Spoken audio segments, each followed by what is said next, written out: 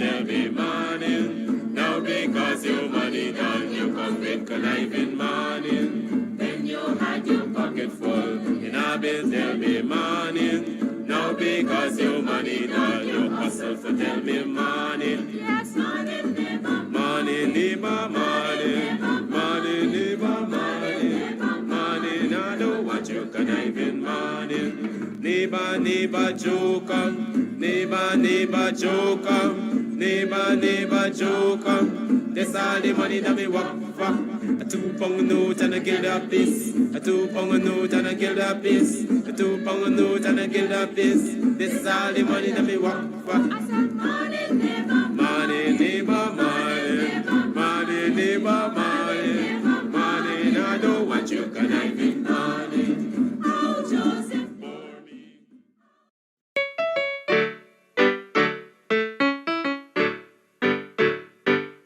Diana, I want to serve my country.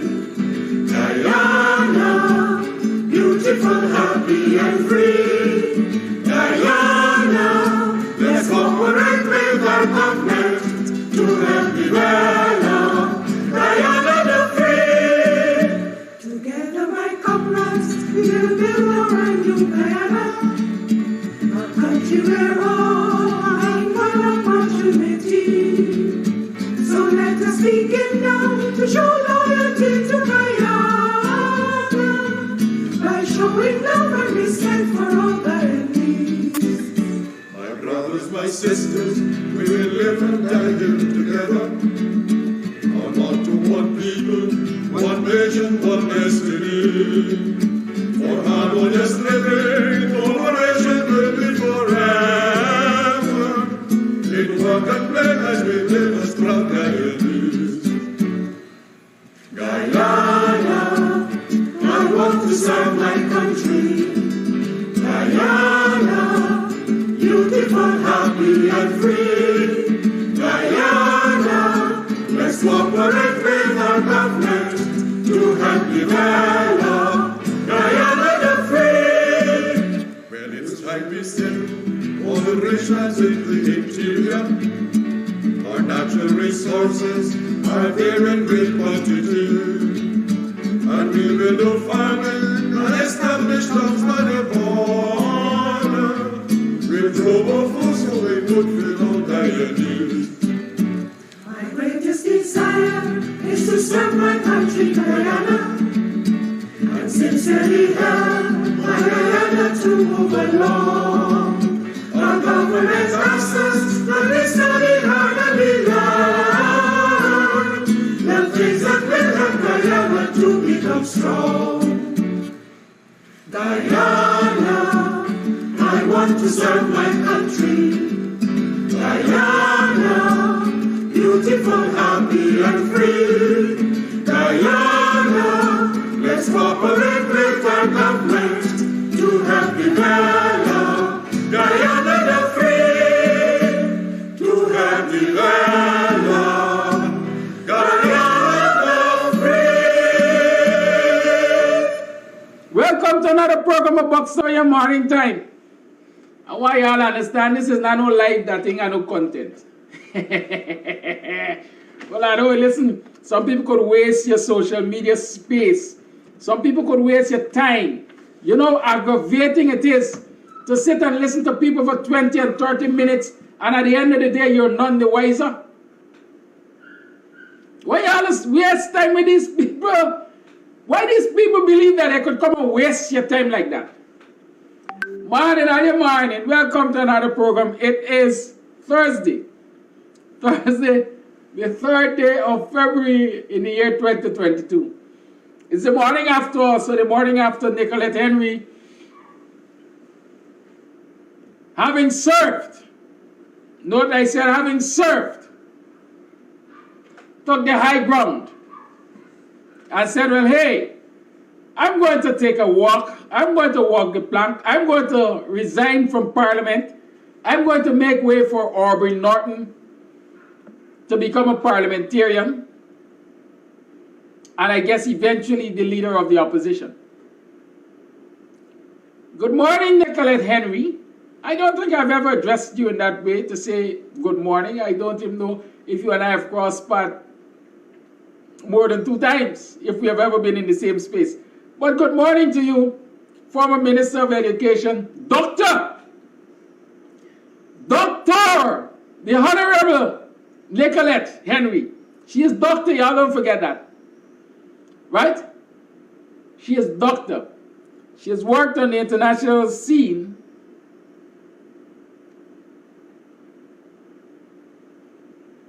in the area of healthcare. So she is a doctor.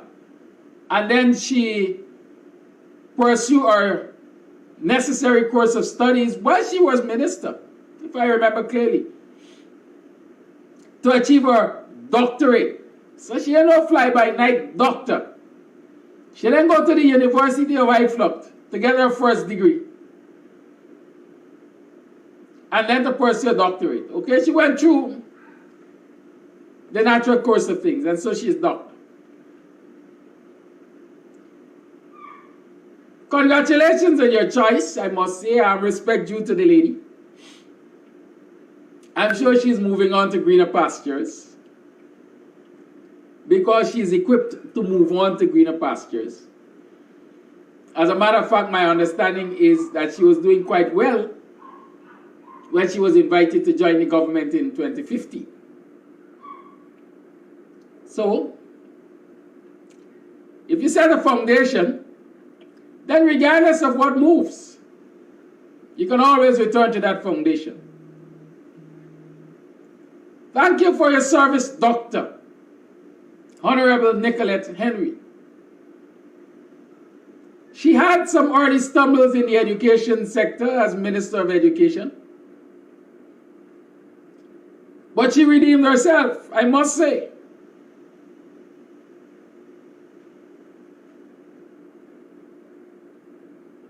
Right?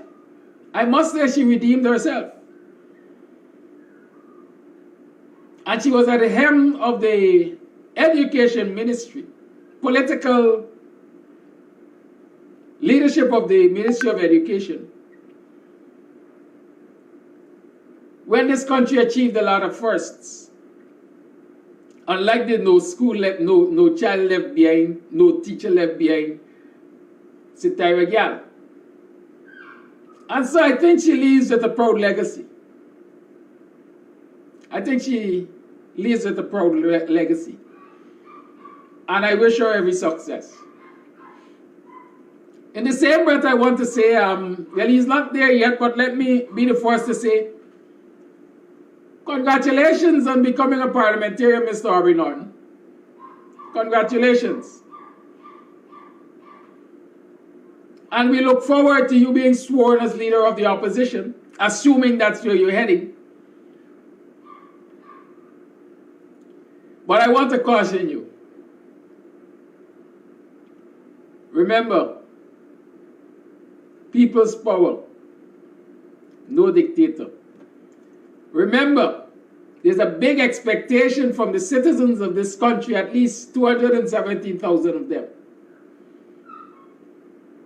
A big expectation that you're going to confront, in whichever way necessary or possible, this wicked administration and keep them in check.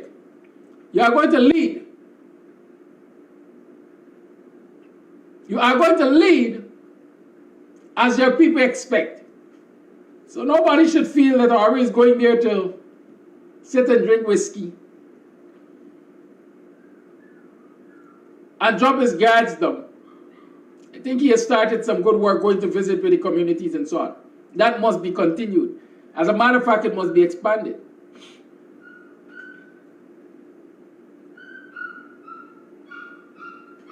Okay? So we look forward to your leadership. We look forward to your hard work. We look forward to you rebuilding the PNC.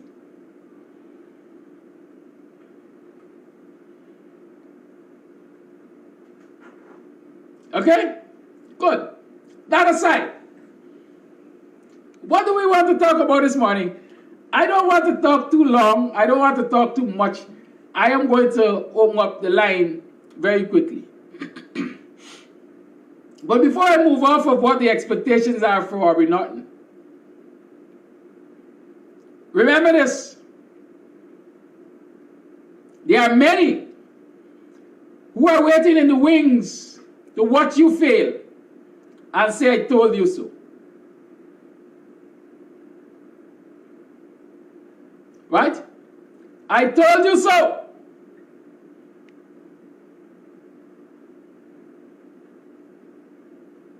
Y'all know what I'm saying? There are many, and you're quite aware of it. There are many from the old guards and the new guard and the not so new guard. There are many who are walking beside you and are hoping that you will fail. So you got a big boot to fill. You got a lot of points to prove. It's all on you, bro. It's all on you. Right? It's all on you. Good. So, like I said, I don't want to talk too much this morning. So I think I want to stick to one particular issue of concern. And that is the Guyana Police Force. I think there is crisis in the Guyana Police Force. Crisis. Or should I say crises? Good. There are lots of things which are wrong in the Guyana Police Force.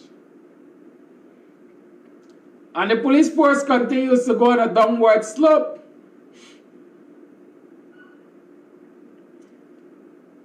I don't know if you already recognize it or you are playing yard blind.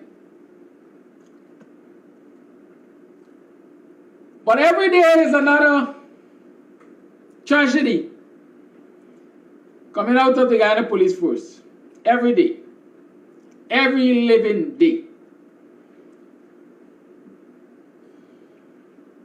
It's like they're moving from tragedy to tragedy to tragedy. Maybe that's a fuel on which the police force operates. Tragedy. Yesterday we learned that because of a high-speed chase, two young people, as we would say, with their whole life ahead of them, met their demise. Yes, a 60-year-old girl and a 21-year-old boy. They say boyfriend and girlfriend. That's what the news says. Boyfriend and girlfriend. And I know, well, I assume because of the fact that the news didn't say that, I assume they weren't eloping. And so, for some reason or other, there was this high-speed chase. The end result was that there was this fatal accident on the Mahaika Bridge. Now, I always wonder where common sense resides when it comes to the police force. Where does common sense reside? Who are these people we have gallivanting up and down the country's roads as law enforcement officers? Is it possible to take your brain out of your head and put it on cold storage? Because it would appear in many instances that these policemen do not think. I think last week or the week before there was a matter reported where a corporal of police shot himself in the leg. For the second time, mind you. Right? For the second time he shot himself. Or for the second time he was shot. The first time he was on a stakeout, hold up with police and thieves and so on, shoot out, blah, blah, blah. And he got shot. But this time, maybe like the feeling of being shot. He got shot because while on duty, he and his patrol decided that they wanted a drink. And so they went and they imbibed. And while they were imbibing, they got a call of a matter that needed their attention. And I guess in their haste to go there,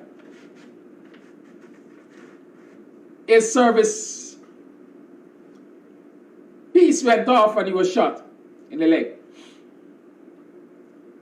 Now, that for me raises a lot of issues. Number one, which public service job or which serious public service entity will allow its employees to drink on the job? Number two,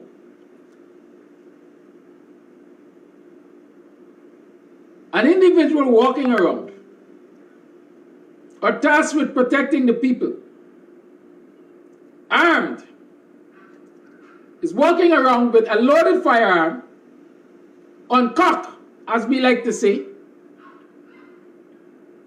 on cock. The slightest mishap could result in the death of someone. You're not in a crime scene, you're not in a confrontation, but your weapon is on cock.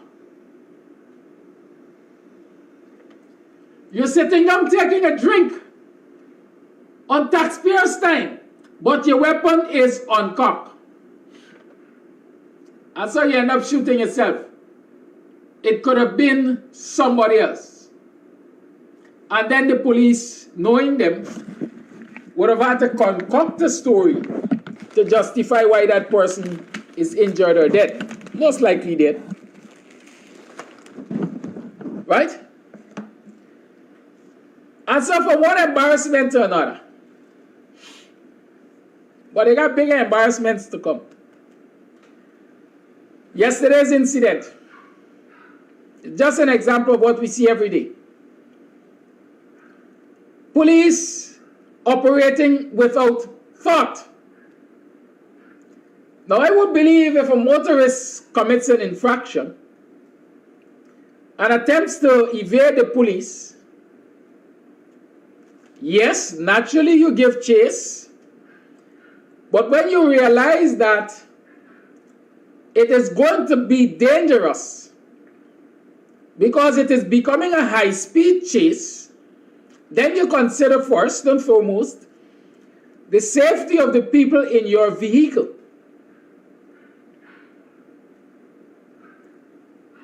You consider the safety of passers-by and bystanders. You consider the safety of other road users. You consider the safety of the people in the vehicle, the escape vehicle, if I can call it that. You have to consider all of those things. And if you consider all of those things, then you should come to a logical conclusion that, hey, this chase is not worth it. There's a smarter way to deal with this individual. There's a smarter way. Number one, police now are expected to be wearing body cams, at least some of them. Activate your body cam so you get a video of the vehicle. That should be able to record certain particulars of the vehicle. Its license plate number, the color, the make, and stuff like that. If you don't have body cam, then every policeman, and this is not guess, every policeman has a smartphone. Right? Take out your smartphone and use it smartly. Right? Take out your smartphone and use it smartly. And assuming you don't have a smartphone, every policeman is supposed to have a pocketbook. Take it out and make the necessary notes.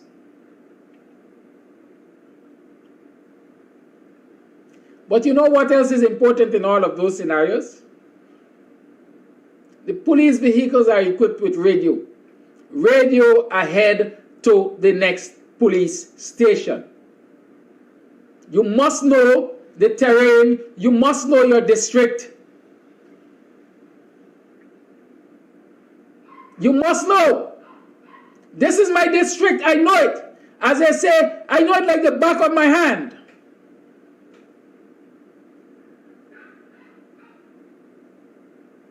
And so I know between point A, where this incident has happened, to point B, there is another police station. Radio ahead to that police station and say, look out, set up roadblock. This is the situation.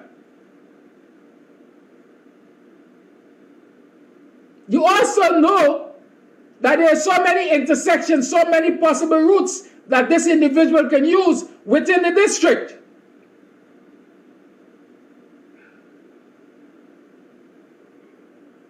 Either you check those routes yourself, or as you Radiohead, arrangements are made to patrol those routes. No need for no high-speed chase.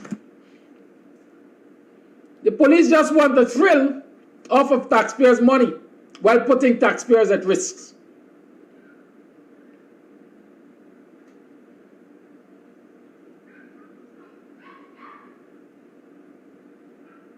That's what I think. They want a thrill off of taxpayers' money while putting taxpayers' lives at risk and their assets. And so here is the result. 2 young persons are dead from the vehicle that they were in pursuit of. The people in the police vehicle most likely suffered injuries, but none of them is dead. None is dead. And if you look at the vehicle, the police vehicle, I hope I examined it carefully enough. It wasn't the driver's side of the vehicle that suffered the worst. It means the driver attempted as usual to save himself. And so it should also send a message to the other ranks who are in the vehicle. If you are in a patrol vehicle and your driver looks as though he's going to be an ass,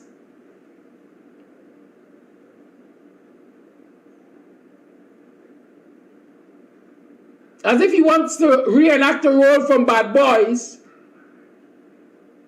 you have an obligation to put him to his place. You have an obligation to provide wise counsel. And should that fail, you know what other actions you can take. But at the end of the day, that is what we have. And these things are continuing to happen because nobody is holding the police hierarchy responsible. And the police hierarchy is not holding the lower ranks responsible for the unconscionable conduct. Every living day, for no reason or other, you can hear and see a police vehicle weaving in and out of traffic with sirens blazing. You can see unmarked vehicles weaving in and out of traffic with sirens blazing. When you do your investigation, you come to realize that some of these vehicles are not even owned by the state. They're not a part of the security apparatus of the state. But they're blazing with sirens in and out of traffic, forcing people off of the already narrow roads and congested roads. But it's all well and good with the Guyana police force.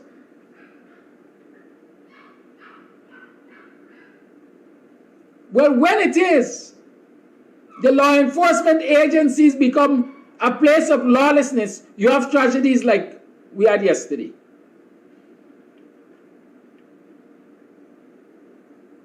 And I take your bet. Nobody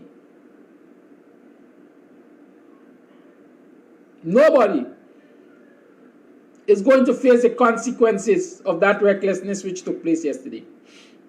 Nobody. Because the police's justification would be, especially that dead men tell no tales, the police's justification is likely to be, we were in pursuit of a lawbreaker. And therefore we were doing our jobs. And so you can't prosecute us for doing our jobs. In case you don't know, it is the belief in the Guyana police force that police are expected to prepare jackets and statements and so on in favor of police. And any police who dares to do that, who dares to go against that, can expect the anger of the rest of the police, can expect to be sidelined, can expect to be stagnated, can expect to be treated like an outcast. And so you're forced to play according to the police book, unwritten, the blue wall of silence. So don't expect any real justice to come out of this situation.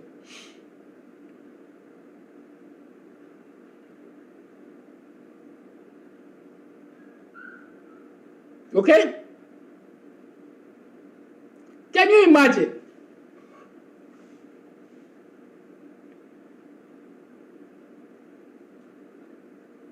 Journalists or journalists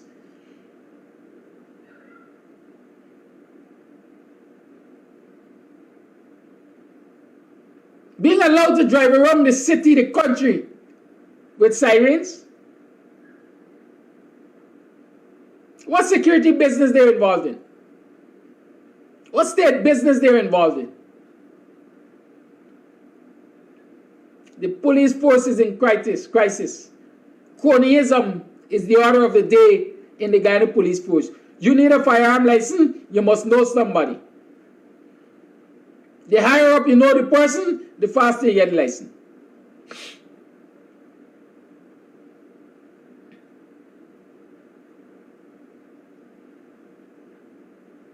You want a permit for dance? Dependent on who you know. You can get to do your dance, or you can get to do it way into day clean. Cronyism is the order of the day at the Guyana police force.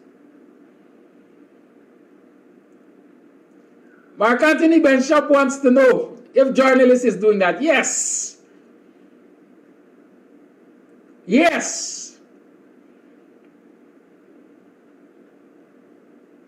The chosen, the baptized, the, I don't know, adored? Yes.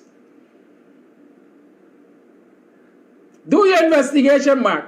That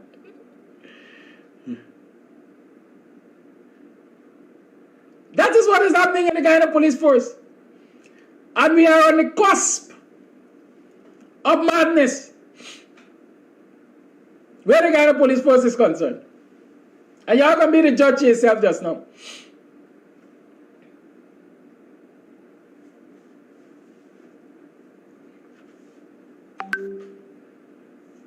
Budget is read.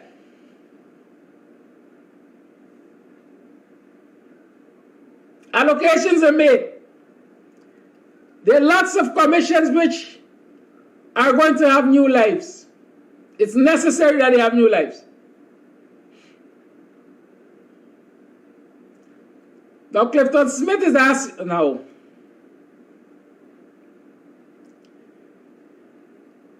Let me answer Clifton Smith because he wants to know.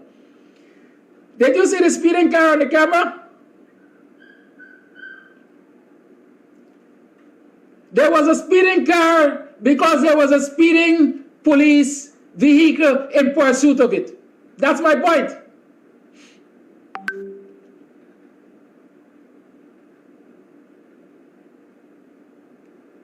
That's my point.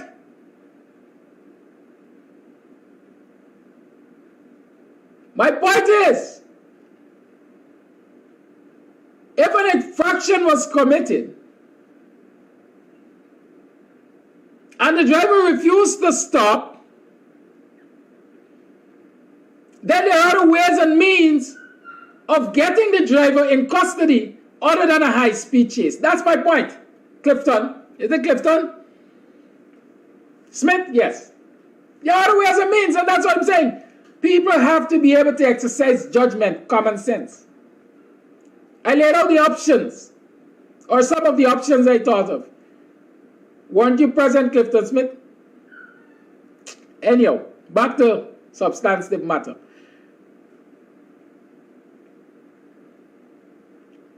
Here is what I'm saying.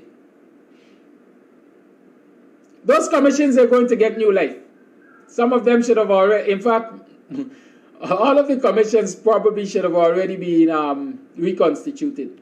But y'all know this catfish cabal, this mafia organization. They don't follow the law.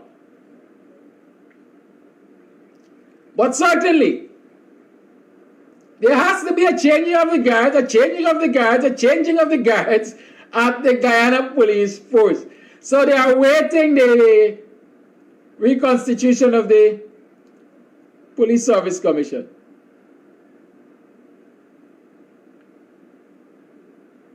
And as soon as the Police Service Commission is reconstituted, the order of business will be promotion.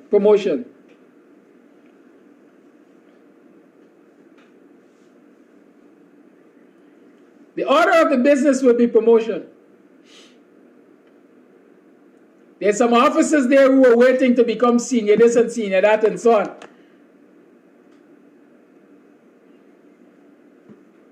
Right?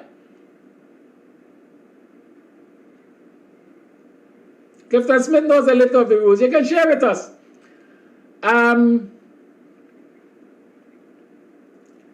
We got Brutus, we got Akins, we got Karimbash, we got Blanham, we got Caesar. We got a whole long list of people waiting to become the hierarchy to control the top of the Guyana Police Force.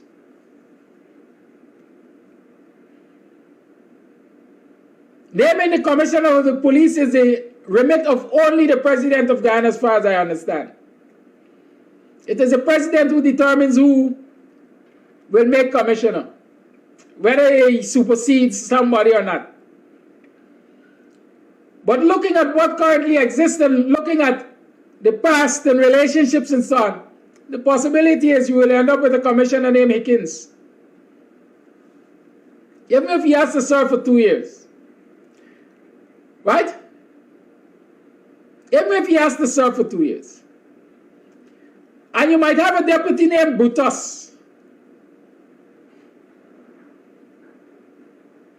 And then you might have, what do you call him? Or there are several deputies. And then you have the assistant commissioners and so on. But you have that lineup there. Brutus, Hickins, Karimbash, Blanham, Caesar, and so on and so forth. Well, let me say to you folks, when that day comes, Guyana will be in worse trouble, security-wise, than it is currently. When that day comes, the police force is going to be more an enemy of the state, or of the people, not the state, than it is currently. You are likely to see more police abuses. You are likely to hear of more underhand practices from the police. The possibility is you're going to get more unexplained extrajudicial killings from the police. And why am I saying that? Because the evidence has been out there, and it is still out there, and it is continuing to be produced out there.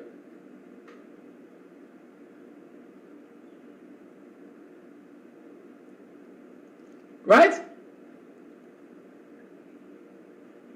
And so Paul Singh is right on cue. What about the community police implication of senior and PYO member in attempted murder in 2015? That is why I know, because the evidence is right here and present. That is why I know that should this band of incompetence and misfit begin leadership of the Guyana Police Force, we're going to be in a terrible place.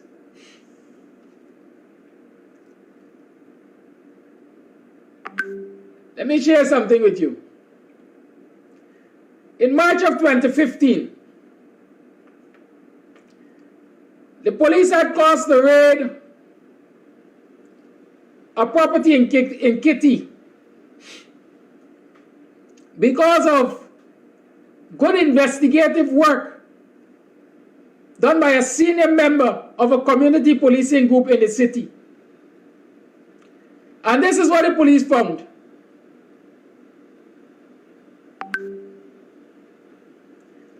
"1,000 rounds of AK-47 ammunition. 1,000 rounds of AK-47 ammunition. 382 M16 rounds. 382 M16 rounds. 9mm pistol with 32 matching rounds. 9mm pistol with 32 matching rounds." I want you to pay attention to the kinds of ammunition that was found here. Long-range rifles. The AK-47 is, I don't know if it's the right terminology, but I would say it's a dual mode rifle. It can shoot single rounds or it can go rapid. 1,000 rounds of AK-47, long distance rifle. M16. I remember growing up, the first time I heard of an M16 is when I heard of Rambo. 382 rounds for M16. A 9mm, which is easily concealed, was found with 32 matching rounds. March 2015. March 2015.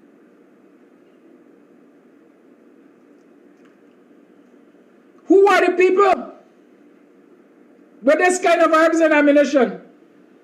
What were their associates, or what was their association?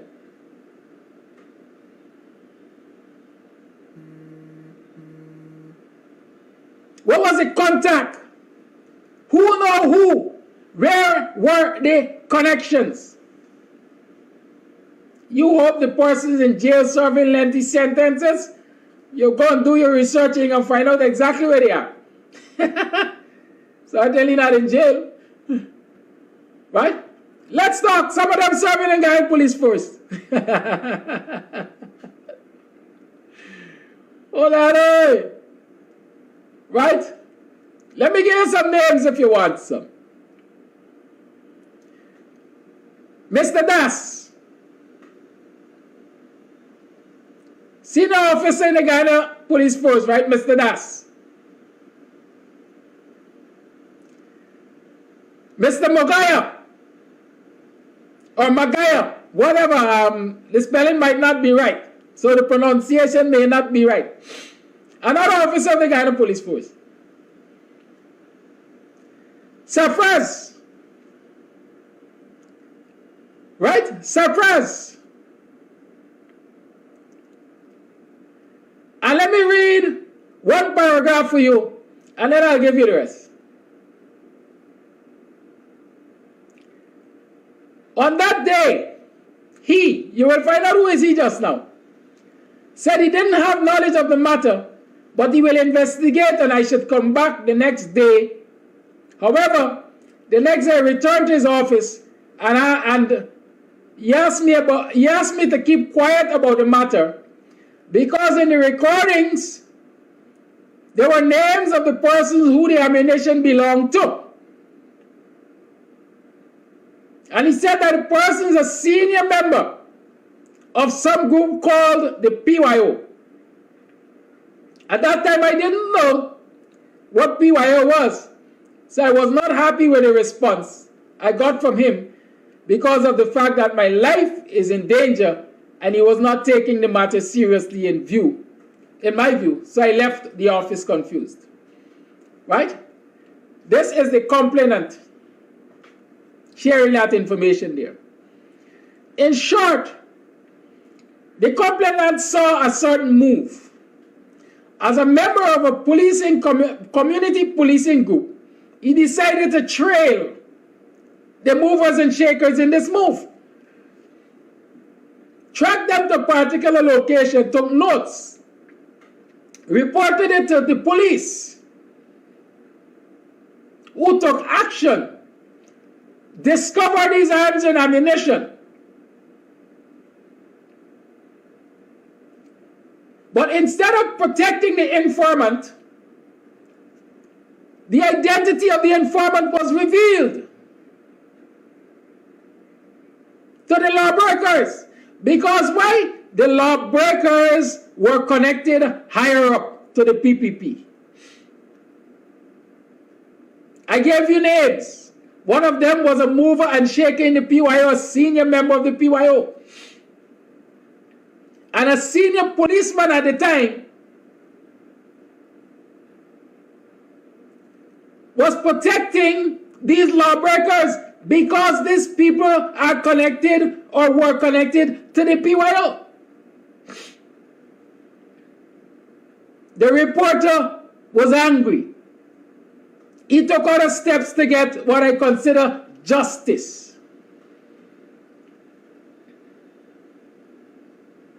He went to other senior officers of the Guyana Police Force. At the time, Silal was acting commissioner. And he was shifted from here to there, to there, to there, to there. All of you were sent.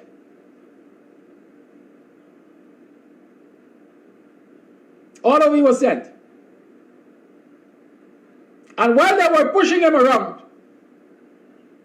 there was an attempt on his life. Because the lawbreakers attempted to ambush him and shot up his car. According to him, he did the necessary maneuvers.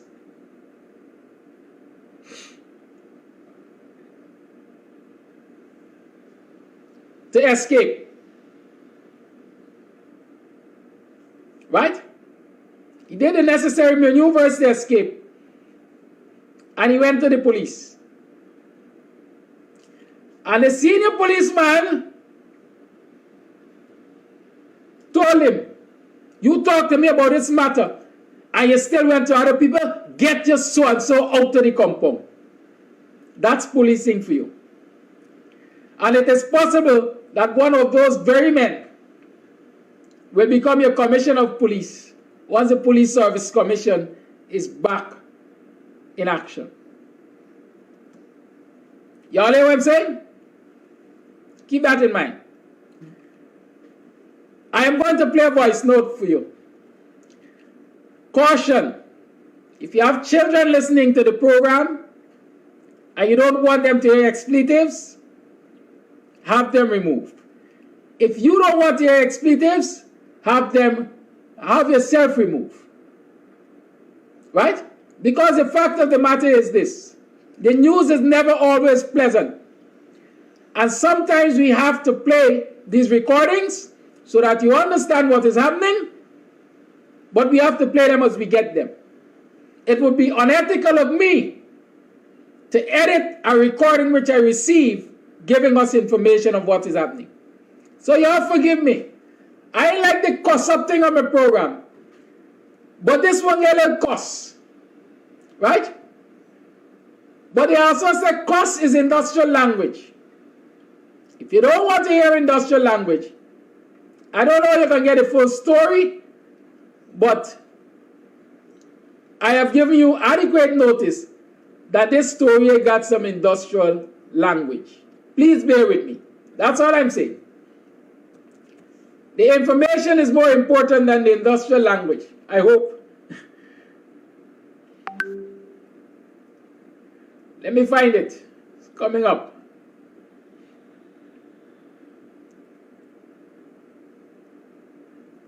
Y'all listen keenly.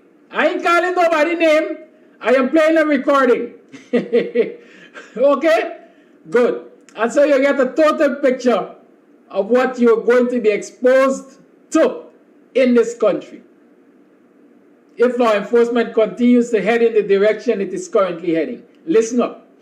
So them could continue monkeying the self-dread. This country they put me in the put no charge. I link you back again and pick up more dread. Good. On Melville. Look, not gonna tell him how me and me buddy been to OPR and give evidence against him. In relation to the matter with the wrongs and the people going with the thief.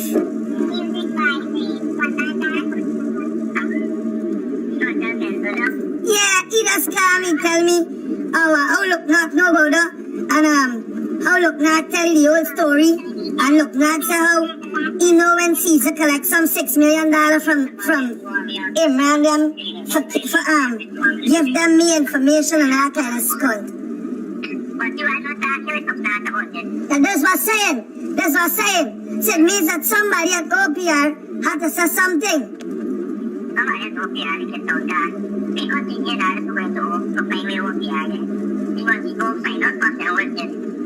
Yeah, but OPR is supposed to be confidential. You understand? Because the people done shoot up my fucking car, the people done beat to my house, and now this fucking jackass now, another police going to tell the fucking people that I been to OPR for Melville. You understand? These fucking banners is pussy by them, getting me real vexed, Dread. Then he telling me this now, look, not say I got some recordings about the conversations I mean he had about when they see Caesar take the people goal and that kind of fucking thing. Huh? I don't know how he meeting it. And then he's saying how the only reason why he can't talk to me is because Hickens give them an order for take me out. And he go to Hickens and tell Hickens what he's me, his cousin, don't do that. If Hickens want fucking take me out, Hickens and take me out, regardless of who's my fucking family. Hickens want the order for take you? Yeah, that's what he said. Cause he don't want the information go public. And you know the information to go public anyhow? I don't know. So I'm fucking look not on Melville. I done tell them already. If them continue fucking wrong me, them open the papers and I'ma see the whole fucking story in the newspaper like this what the control want. That's a voice note. And you think it was only the arms and ammunition that was involved in this matter? No. The people were more peeved because they lost some gold. 152 ounces of gold, a large amount of cash, and a gun that was never listed in the find. Hey, oh lado, you hear that? Apart from the large amount of arms and ammunition, 1,000 rounds of AK-47, more than 300 rounds of M16, almost 40 rounds of 9mm, there was another gun that was found, confiscated, but not listed among the find. Right? Plus, lots of gold and cash. That's what you're dealing with. That is what you are dealing with. These are the people who are operating in your law enforcement agencies. These are, yesterday I said that the PPP enables corruption. It allows its operatives, its enablers to deal in corruption. Because when that happens and they get a free pass, they feel that the PPP is best for them. So they enable, they protect, they look out for the PPP, they do the dirty biddings of the PPP. And of course the PPP get the files, so the PPP can pull the strings at any time.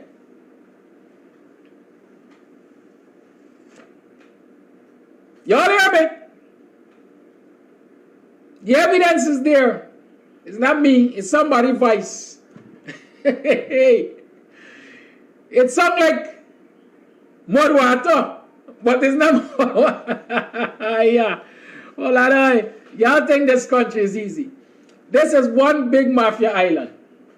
Everybody with authority is a mafia.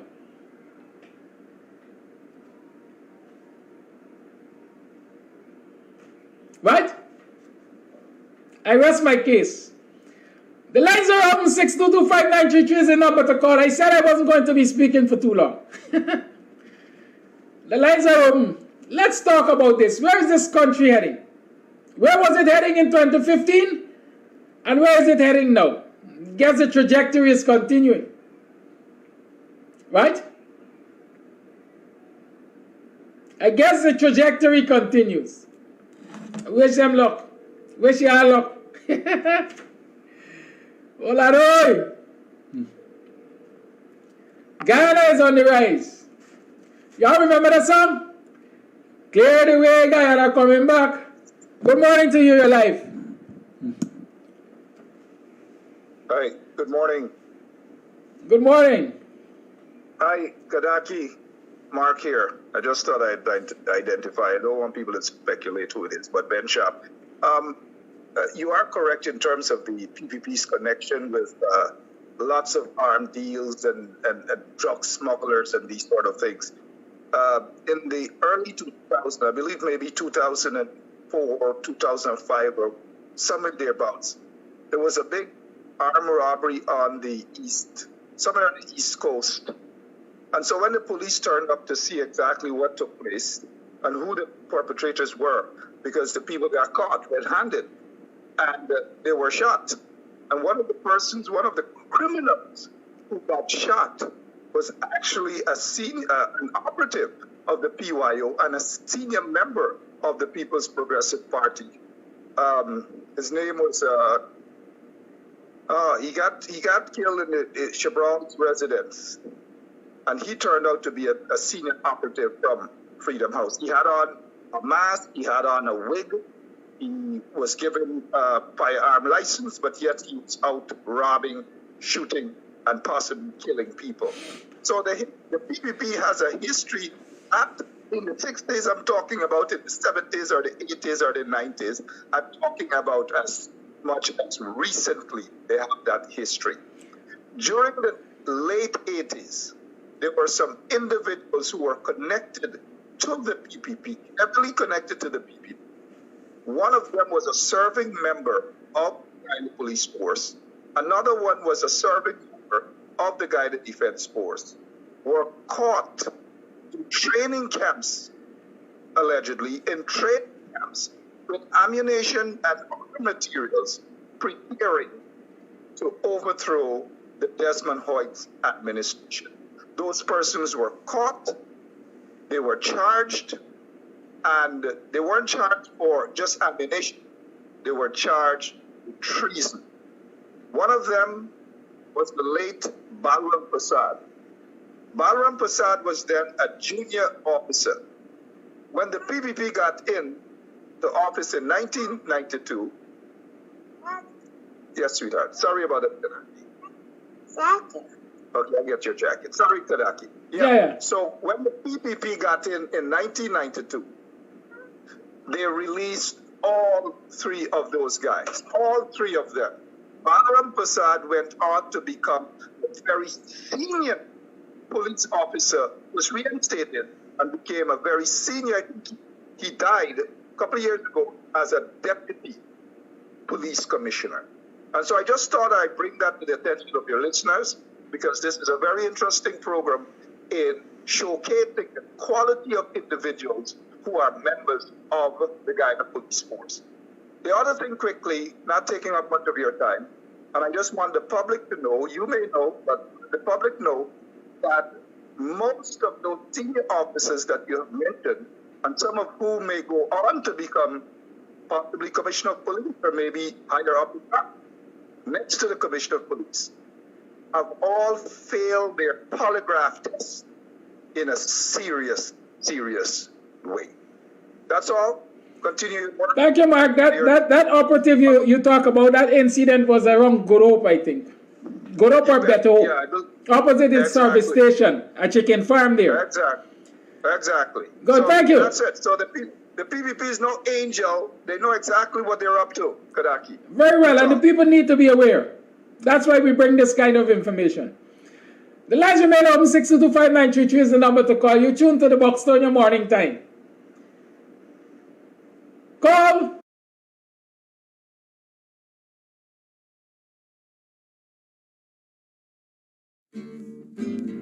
Never joke, never joke, never joke. Oh, money, never Money, neighbor, money. Money, neighbor, money. Money, I know what you conniving. money, money, never Money, neighbor, money. Money, neighbor, money. Money, you can keep your conniving money. When you been knocked for a bum, in a bill tell me money. Now because your money done, you come with conniving money. When you had your pocket full, in a bill tell me money. Now because your money done, you hustle for tell me money. yes, money, never Money, neighbor, money. Money, neighbor, money. Money, now know what you conniving money. Neighbor, neighbor, joker. Neighbor, neighbor, joker. Neighbor, neighbor, joker. That's all the money that me work for. A 2 pound note and a guilder piece. A 2 pound note and a guilder piece. A 2 pound note and a guilder piece. This is all the money that me work for. I said money, never Money, neighbor, money. Money, neighbor, money. Money, now know what you conniving money. Oh, Joseph.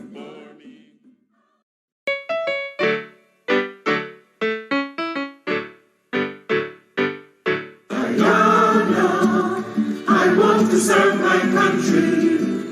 Diana, beautiful, happy and free. Diana, let's cooperate with our government to help develop Diana the free. Together, my comrades, we will build a brand new Guyana, a country where all are equal opportunity. So let us begin now to show loyalty to Guyana by showing love and respect for all Guyanese. My brothers, my sisters, we will live and die here together. On one to one people, one nation, one destiny. For harmonious living, cooperation will be forever. In work and play as we live as proud Guyanese. Guyana, I want to serve my country.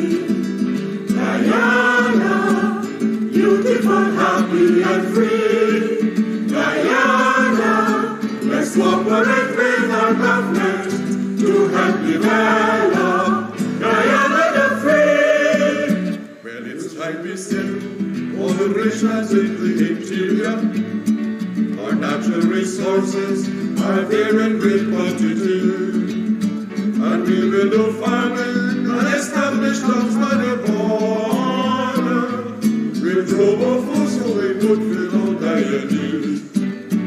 My greatest desire is to serve my country, Guyana, and sincerely help my Guyana to move along.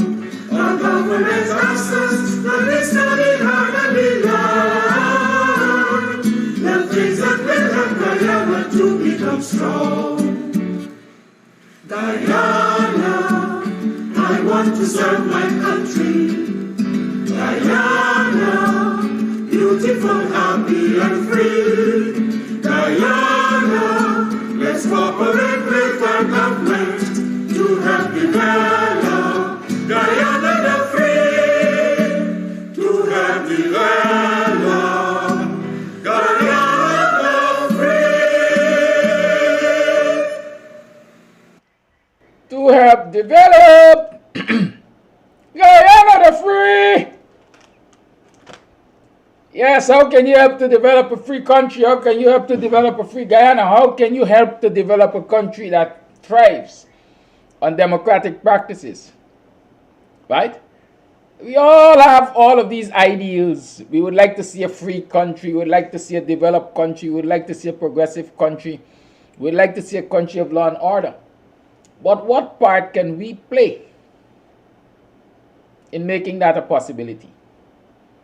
Until we ask ourselves that question and we answer it with honesty, then we'll just sit back and watch this country go from decay to decay to decay to decay. Right? Many argue that it's a failed state. Many argue that it was almost a failed state. Right? Many argue that it's a narco, quite frankly. Then we're not going to get the Ghana that we so desire. Good? We have to be determined in our minds and in our actions to shape this country the way we want to see it. Yesterday morning we talked about several things, mainly about the Ghana Police Force. But in that discussion about the Ghana Police Force yesterday, there were some other issues which we have not addressed. My intent is that we will address them this morning. Right? We will address those this morning. Egerton David is asking a very, very important question that you might not know how important it is. Who was the GDF brigadier for the army when the gold miners were burned? Allegedly by the soldiers. The flip side of that question, who was the leader of the police squad? Who led the police operation into that area, assisted by the soldiers? Where is that person now? That's the question to ask. The Iroquois know. Many, well, not many, all, every single one of them who were part of that operation knows.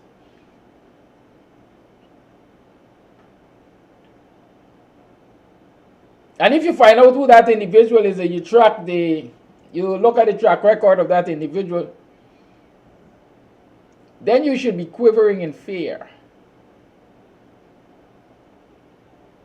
Because they say power corrupts, but absolute power corrupts absolutely.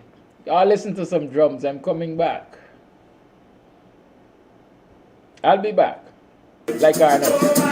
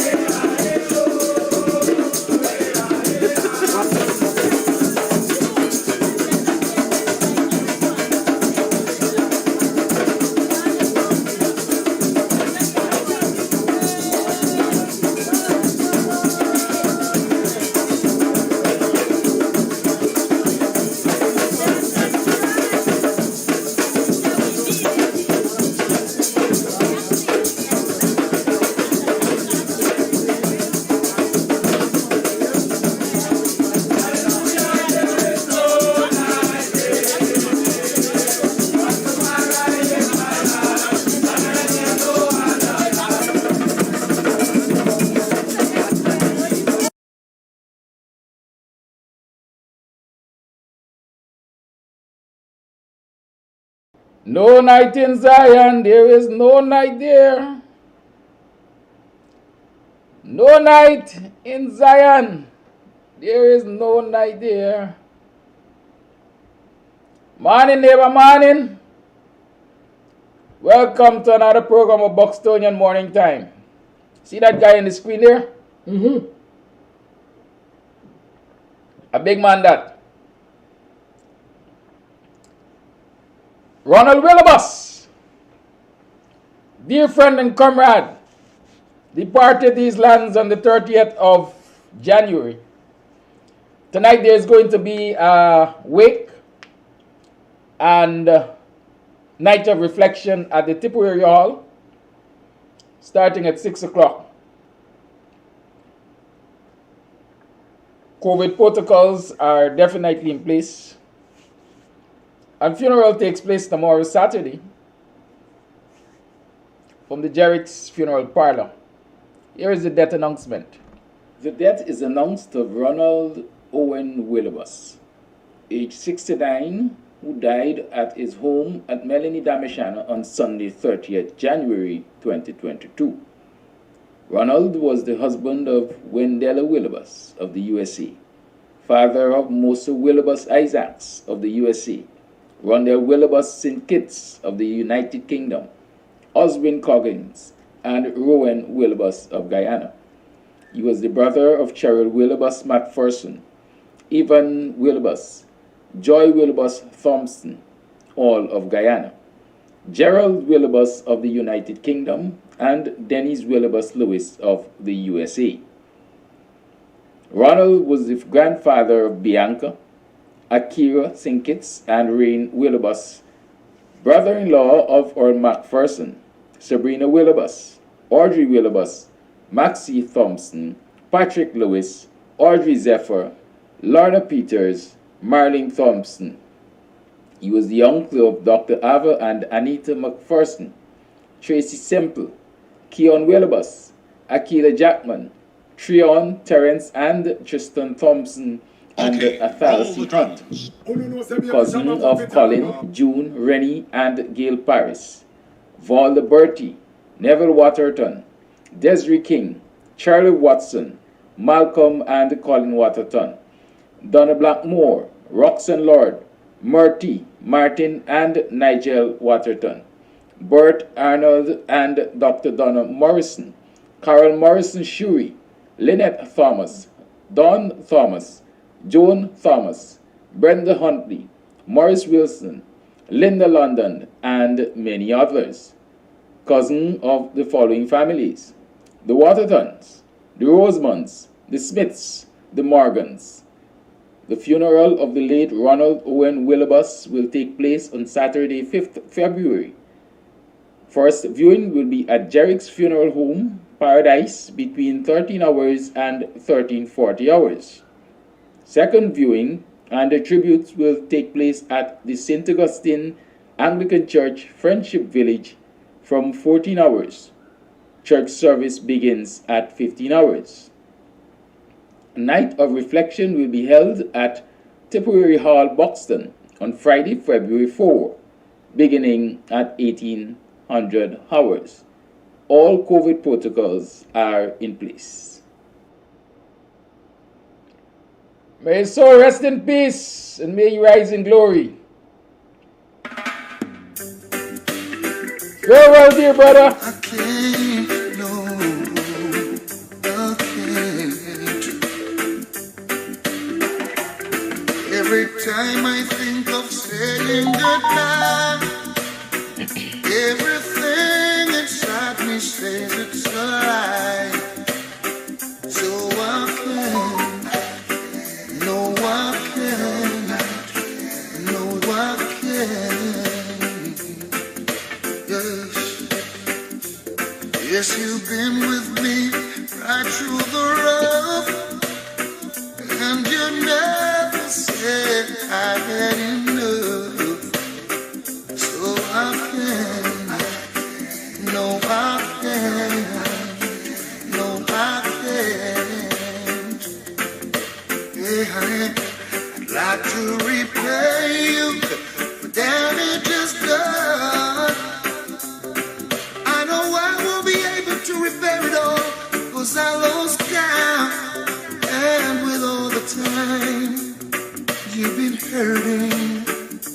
still so fine, and it's blowing my mind. I know I should back and walk away and leave you nothing to remind, but I can't. Oh, I can't. No, I can't. No, honey, no.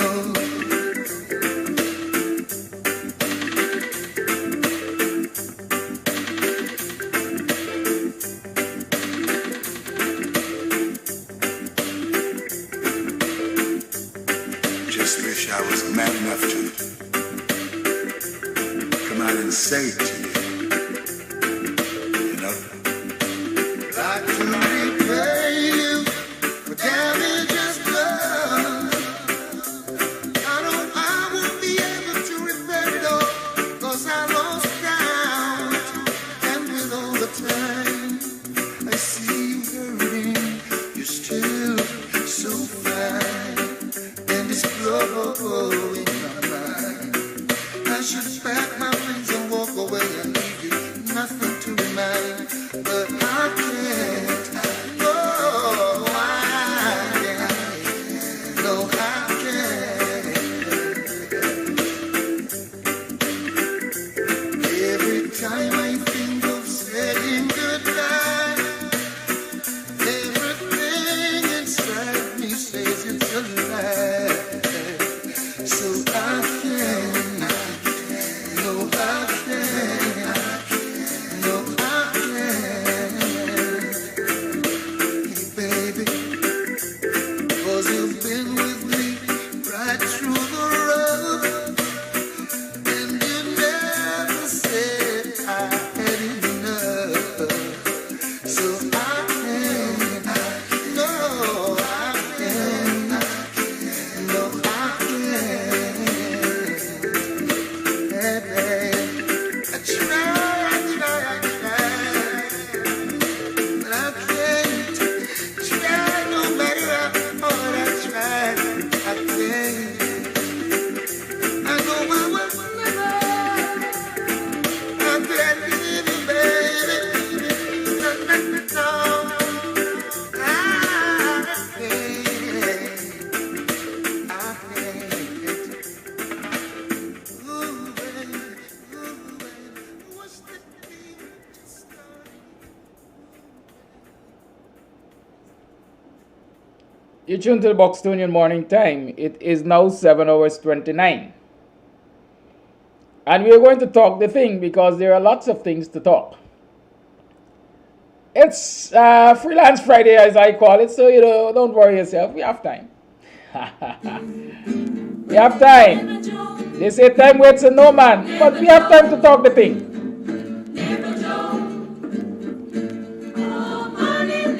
Money, neighbor, money. Money, neighbor, money. Money, now know what you can even money. Money, neighbor, money. Money, neighbor, money. Money, you can keep, you can even money. When you been a corrupt in a business, be money. Now because your money done, you come with conniving money. When you had your pocket full, in a business, be money. Now because your money done, you hustle for tell me money. Yes, money, neighbor. Money, neighbor, money. Money, neighbor, money. Money, now know what you conniving money. Neighbor, neighbor, joker. Neighbor, neighbor, joker. Neighbor, neighbor, joker. That's all the money that me work for. A 2 pound note and a get a piece. A 2 pound note and a get a piece. A 2 pound note and a get a piece. This is all the money that me work for. I said money, neighbor. Money, neighbor, money. Money, neighbor, money. Money, now know what you can have in money. Oh, Joseph. Oh, Joseph, for me. Oh, Guyanese, poor we. Morning. I promise you that we are going to be talking some things this morning. We're going to talk about the implications of that voice note which you heard yesterday. Or implications of the things you heard in that voice note. You know, you didn't hear everything in that voice note, I can tell you that.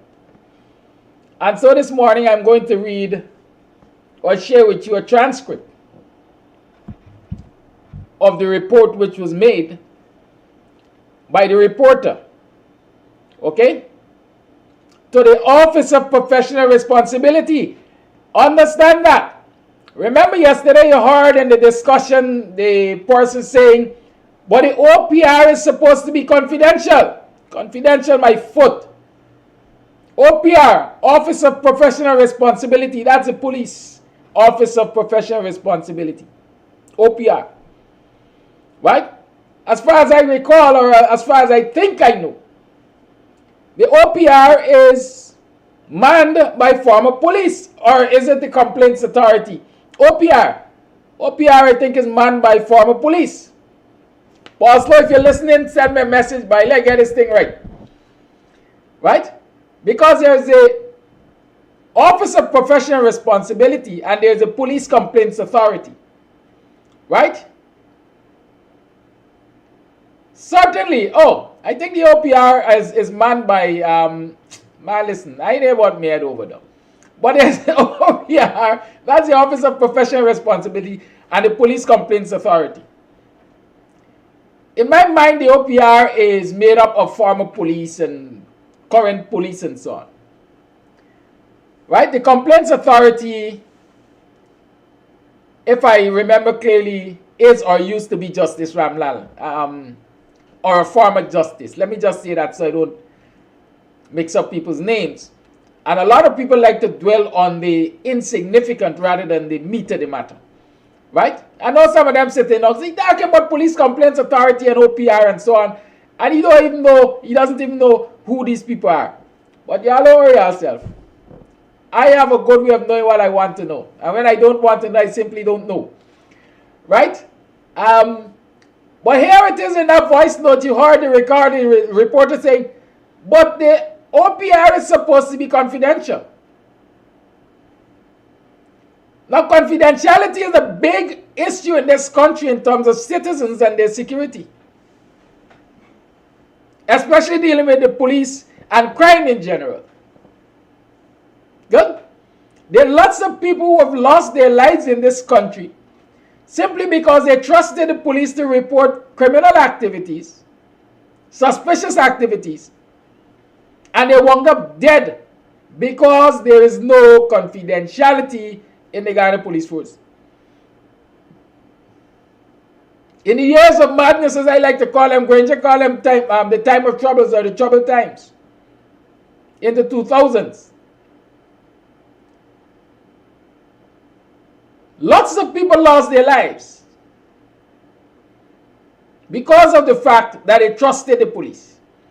Lots of people who were informants to the police lost their lives because with the same breath that they pick up a mobile phone or landline or anything, or even drive into the police station and say, listen, I'm aware of XYZ taking place. I'm aware of the movement of the escapees. I'm aware of the movement of the criminal gangs. The same way, as soon as they're done making that report, a call goes out to the criminal contacts and say, hey, Tom Jones was just here and he said XYZ, y'all be careful. The next thing that happens is Tom Jones is targeted for death. And so there is no professionalism, there is no confidentiality.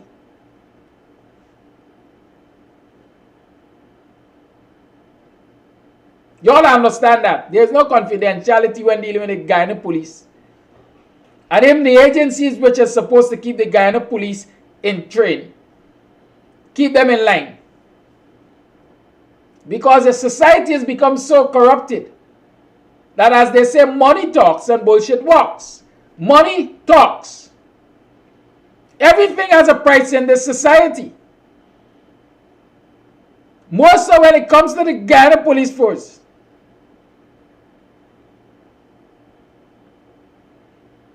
More so when it comes to the Guyana Police Force. Everything has a price.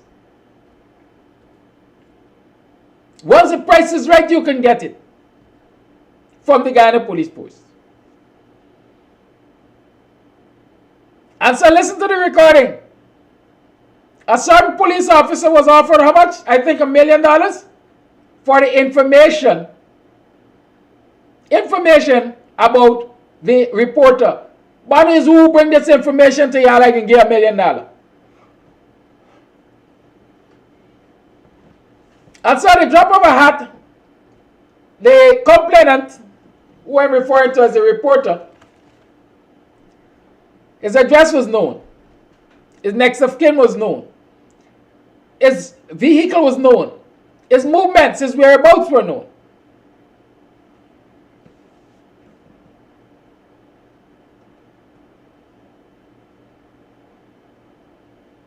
Can you understand that? And so,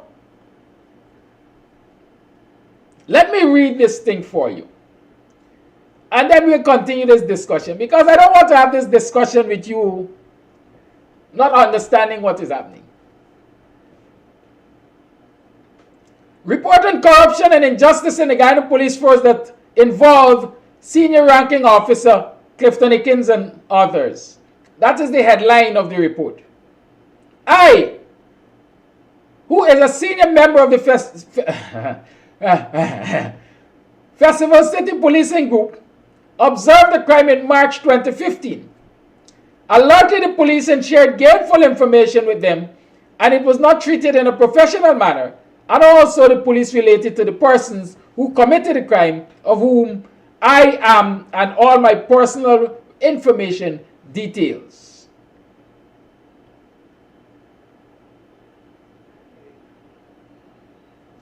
It began sometime in March 2015.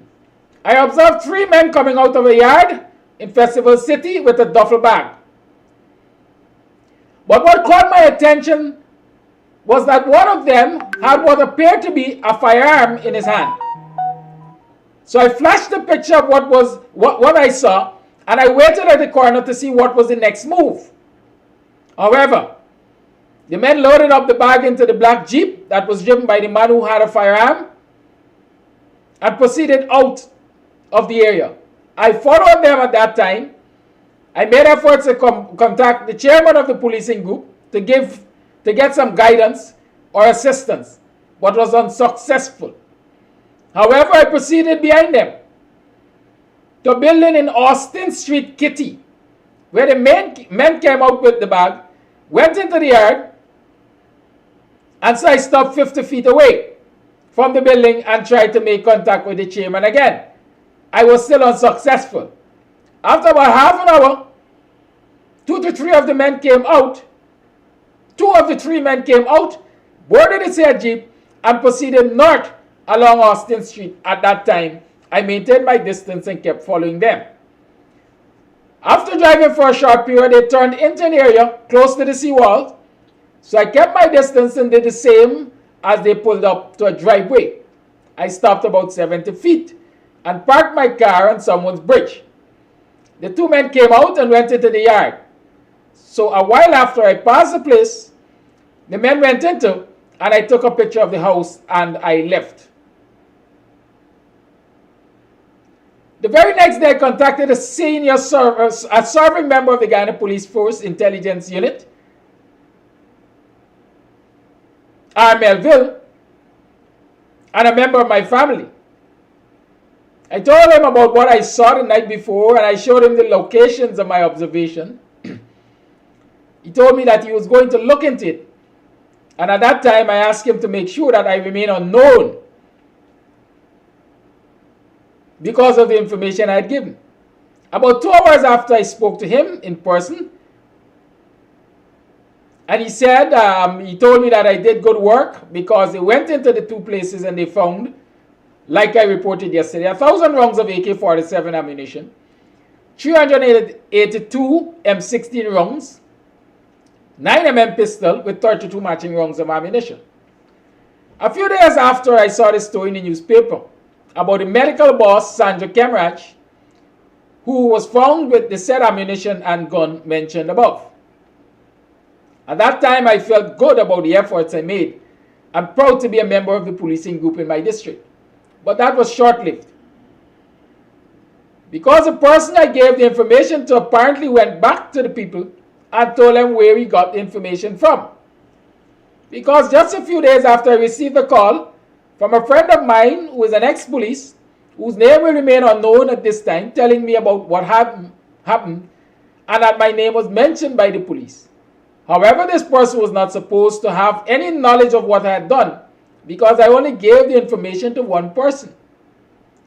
But being the person I am, I recorded this conversation with myself and friend, where I learned that it is alleged that the policeman I gave the information to, along with the other members took on the raid, did more than what they were supposed to do. Because he said that the family house the police went to had 152 ounces of gold, a large amount of cash, and also another gun that they didn't add to the list of evidence they submitted to the press. And he was questioned about my place of work and where I lived. However, he said that he told them that he is not sure about my personal information. What he will find out, and the most important part, is that they were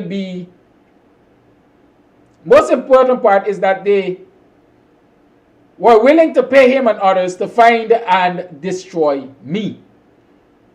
Because of the magnitude of the matter, I sought professional advice and was told to take the recordings along with the information I have to the commander of A Division, Clifton Hicken. However, I spoke with the chairman of the policing group in my area, and he too advised me to report what transpired. I decided to call the commander's office to make an appointment to see him. After relating parts of this story, he told me to come see him. So myself and the chairman went to his office at Brickdam Police Station. On that day, he said he didn't have knowledge of the matter, but he will investigate, and I should come back the next day. The next day, I returned to his office and he asked me to keep quiet about the matter because in the recordings had the names of the person who the ammunition belonged to, and that the person is a senior member of some group called the PYO. But at that time, I didn't know what PYO was, so I was not happy with the response I got from him because of the fact that my life was in danger and he was not taking the matter seriously in my view. I left his office confused and upset. Because I was confused about what Mr. Hicken told me, I sought future advice from an ex-senior officer who is a member of my family, and he said that I should take the matter to the Commissioner of Police. I made calls to get an appointment with the Commissioner of Police, but didn't get on to him. They said night. I was heading up, didn't get on to him. The same night I was heading home from a basketball game I had in Pike Street at about 10:30 p.m. I stopped at the traffic lights on Duncan and Sheriff Street, when a dark colored car pulled up next to me and discharged a few shots in my direction. So I drove dangerously to escape from the car, which I did successfully because the police had a roadblock at the back of the gardens. I stopped and explained to a policeman whom I know from my days of training in the Guyana Police Force, and he said that I should go make a report about what had happened. However, first thing the next morning, I went to the commander of the division and related to him what had happened the night before, and he then said to me that, quote, "I will tell Safras to leave you alone." Now at that time, I wanted to know how he knew who shot at my car. So I realized that he knew more about what was going on than I did. At that time, I was of the impression that the commander had links to what was going on with me. But after I asked him how he knew who was after me, he didn't answer. But he sent me to another senior officer whom I know as Mr. Das. After relating the matter to him, he sent me to another officer whose name is Mr. Mogaya. However, while I was talking to him, I was forced to run out of his office because I received a call saying a car full of men was at my house and my mother was scared. So I told him what happened and he told me to go and see without offering any assistance. So I left to go to the rescue of my mom. After I was not getting anywhere, I went back to the commander who sent me to another policeman by the name of Blanham. I made contact with him and he invited me to his office to relate the matter to him. I did so in the presence of a girl I was dating at the time, and he was very professional, and he told me to put it in writing and he will take it to the commissioner. So I did the statement and submitted it to him. However, days had passed and I didn't get any word from him, so I decided to give him time to investigate the matter. 4 days later, a friend of mine invited myself and friend Sean Polidor, who's an accountant at Banks DIH Limited, to wake at his family's house on the East Coast. So we all went up to the wake together in my car. After spending a few hours at the wake, I received a number of private calls but didn't answer because I was in a lot of noise and I didn't hear when it was ringing. However, at about 12:45, we decided to head to our respective homes. Myself and friend mentioned above were chatting coming down when I received a call from a female friend. So because I was driving, I hooked my phone up to the speakers of the car and had an open conversation during which a male caller on the other phone said, quote, "You and your effing police friend them are gonna effing die. Cause if you all find guns, you're supposed to take guns, not guns and people effing money and gold." End quote. I responded in a rude manner also. I said, "You can do whatever the F you want, cause I ain't know anything about that." Then said, quote, "You talking to me like that? And I'm looking at your mother, your sister, your effing house?" End quote. However, I'm the only child from my mom, so I didn't pay attention to that. But when I called home, just after I hung up my phone, I learned that indeed my mom and my girlfriend was in the house. So indeed someone was at my house. So I called the police and asked them to send a police patrol at my house. And the officer I spoke to did so.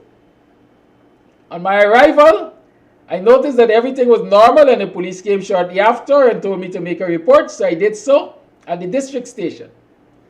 At that time I called the commander, Blanham. The commander and Blanham. Neither of them answered their phones that night. I couldn't sleep, so I stood guard at my house, armed with a chopper, because I was going to protect my mom by all means. The morning I went directly to the commissioner, Mr. Silal Prasad, who told me from the time I got there that I should talk to his personal advisor, Mr. Karim Bashk. After talking to Mr. Karim Bashk, he made a call in my presence and sent me back to the commander. I left the commissioner office and went back to Mr. Hickins. As I drove into the compound, I saw the commander in the compound. And as I got out of my car, he said to me, quote, "You went to people after you done talk to me. Get out the effing compound." So I did so before it became more embarrassing for me.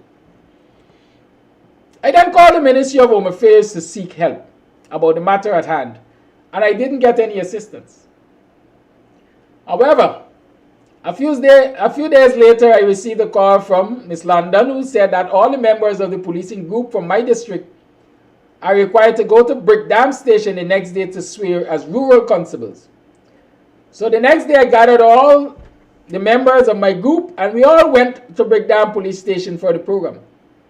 However, on that day, I faced further embarrassments by the commander, because as soon as he walked into the room and he saw me, he said, "This is not for you. Get out of the compound." So I asked why, and he said he is not at liberty to say how. However, the other members of my group were upset, but I told them they should stay, and I left. They said a member of my group came at me after the proceedings and played what Mr. Hickins said about me after I left. And also he said that whenever he sees me, he will take care of me. So my mom, who was scared for my life, told me to leave town for a few weeks. I am bringing this to the attention to all the persons who are willing to investigate this matter. And I have the recordings of all the above information and pictures to support my statement. And I've also given the said statement to the OPR of the Guyana Police Post, Office of Professional Responsibility.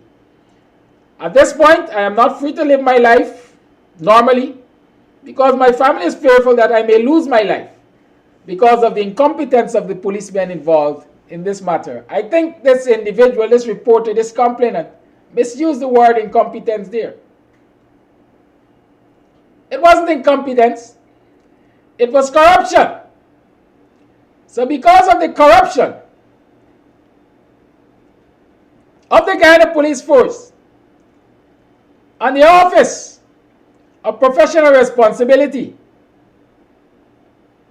this individual couldn't live their life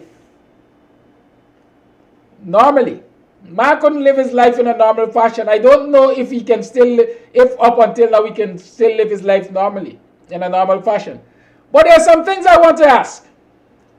March 15th, not March 15th, March 2015. What's the significance of that date or that month?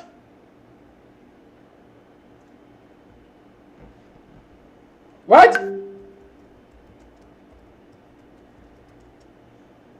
Y'all tell me, what was the significance of March 2015?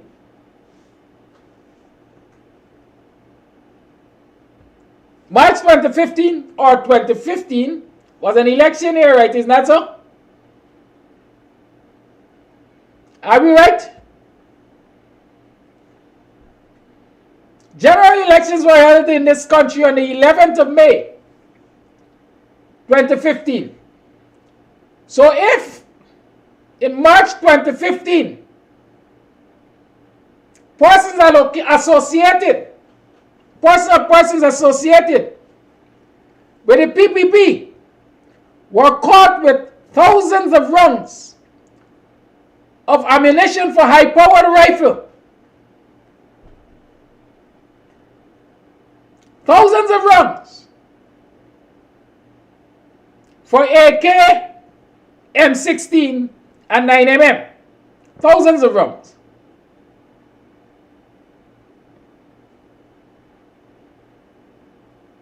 Does it follow, or is it logical for one to conclude that operatives of the PYO or operatives of the PPP were amassing arms and ammunition in an election year in preparation for some confrontation or other?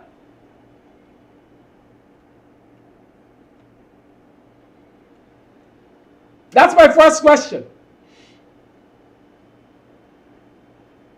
And if you remember, well, don't let me go there. That's my first question.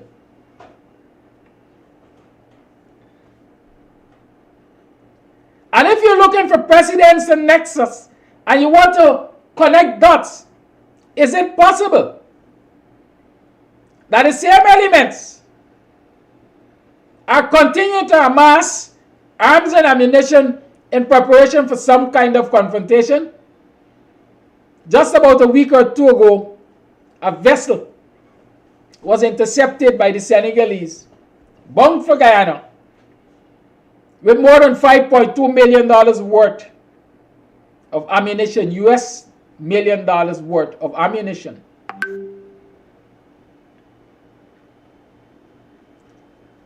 Looking at the behavior of the PPP, looking at how they're conducting the affairs of this country, an oil-producing state, no regard for the laws, no regard for the opposition parliamentarians, no regard for the representatives of the people.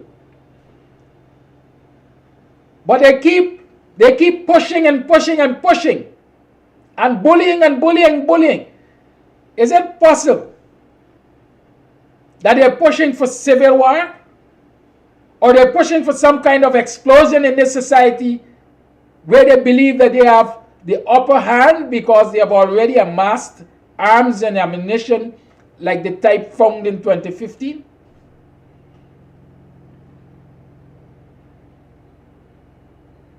Mark Benschop mentioned yesterday something which I mentioned previously, that it is alleged that the PPP has established their own army called the Red Army. They have operatives all across the country. They train them in Blackbush Polder, Kanji Creek. It is alleged that a former senior Guyana Defense Force officer is responsible for this operation. Is it possible that the Red Army is at a stage of readiness to confront even the National Army in the Guyana Defense Force? And so the PPP doesn't care to take care with how they handle the nation's business out of fear of an uprising of some sort or other? Is it possible? Given the fact that this association has been made, and the names of policemen who are involved in this breach of confidence are the names of policemen who are in senior positions in the Guyana Police Force currently. Some of them vying for commissioner of the Guyana Police Force. Is it possible that these very men will turn their eyes or turn a blind eye to any situations which are developing even as we speak? Situations that are threatening to the lives of the citizens of this country or threatening to the national security of this country. Granger like to talk about the mother of all inquiries. Should we have the mother of all inquiries in this issue? I personally am hoping and praying that the complainant in this matter is nowhere in the borders of this country. Because I'm of the firm belief they haven't buried the hatchet. And now that this has hit the public wave, they're going to come 10 times dreader. 10 times dreader. And I want to say this.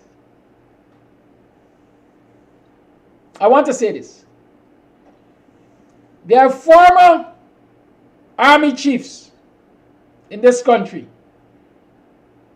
who can tell us whether or not the Red Army exists. There are former security operatives in this country who can tell us whether or not the Red Army exists. I think it's a duty of those operatives to say to the Guyanese people whether or not those operations exist in this country. I've worked with the Guyana Defense Force in the education department for a couple of years. I've been told stories by ordinary ranking soldiers, and I have no reasons to doubt them. And so I know that there are seniors or former seniors of the Guyana Defense Force who have knowledge and information.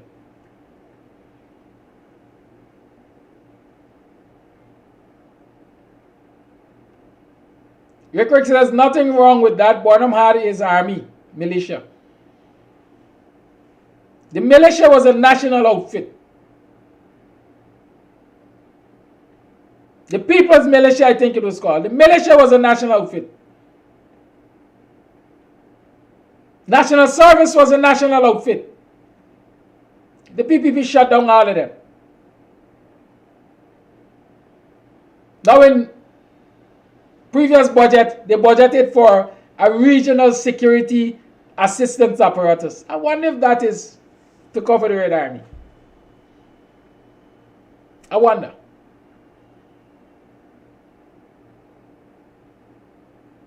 Guyanese, I am saying that we are treading on dangerous ground. Look around the world, where oil has become a major income earner in the society, where corruption is embedded in the government.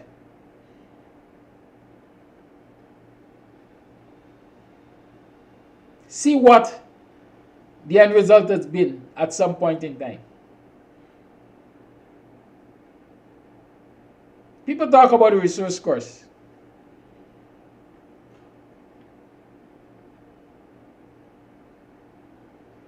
I think worse than the resource curse is the possibility of civil war. Somebody previously said I like to talk about doom and gloom. But what I like to do is examine what is before me. And what I'm seeing before me, the actions of this installed cabal are actions that are pushing us, pushing this country in a direction that will take us to the brink of destruction. Yesterday somebody called and said, divide the country or there will be bloodshed. Is it far-fetched? I doubt it. I do not think it is far-fetched. Because every day you are hearing more and more of the haves pushing the haves not to the periphery, pushing them out of mainstream society, forcing them out of the way so that they can continue to enjoy their good life at the expense of the have-nots. And so people are becoming more despondent, people are becoming more disgusted, people are becoming more frustrated. And as frustration rises in any society, it becomes like cannon fodder. Is that what they call it?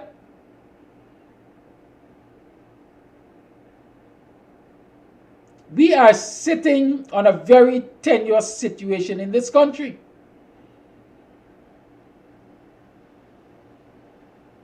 And the people who can and should be able to prevent it exploding are the very people who, according to this report, and there are many others like this,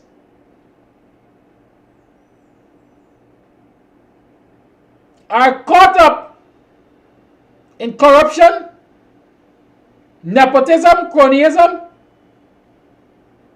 and enabling the very people who are pushing this country to the brink.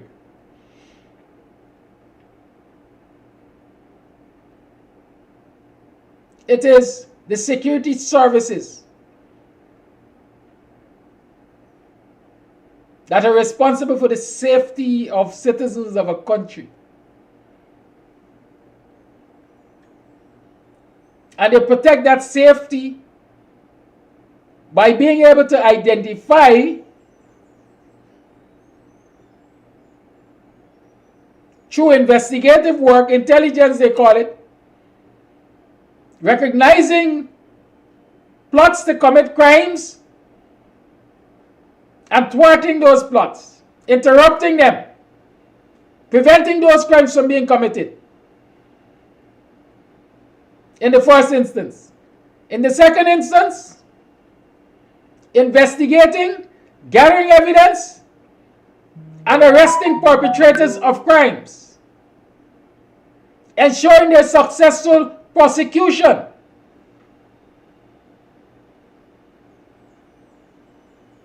But when you look and listen to reports like these, what you can be sure of is that many elements in these agencies are not doing that. They are facilitating the commission of crimes. They are protecting the perpetrators.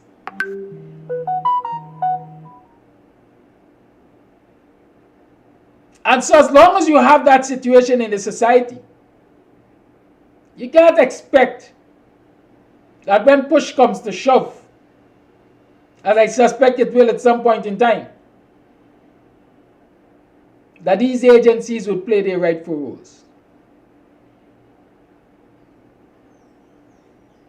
But while this is the expectation, while this is what is ideal, you can't be surprised either that they don't. Because there's precedents to show why they don't again. In the 2000s, it was alleged that Roger Khan, who was allegedly the drug kingpin in this country, was paying teachers and public servants. That was an allegation against the PPP government.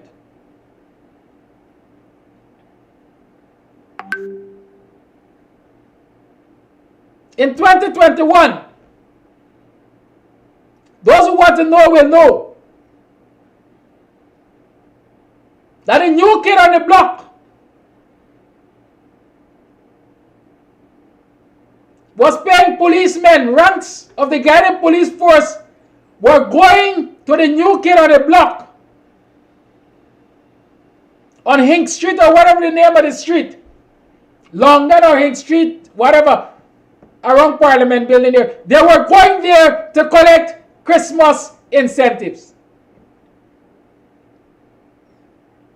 They were collecting Christmas incentives. Now, when you have a situation in a country where your law enforcement ranks, the people who are supposed to keep their eyes on criminals and people who have the capacity to conduct criminal acts, etc.,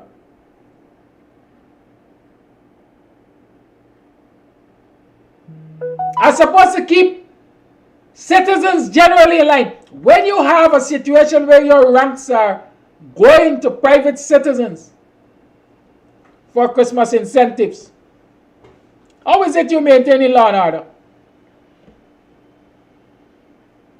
Who your loyalty is to? They say who pays the piper calls the tune. And so if as a businessman, ranks of the guided police force know that they can come to me to get their bonuses at the end of the year or during the holidays, whatever.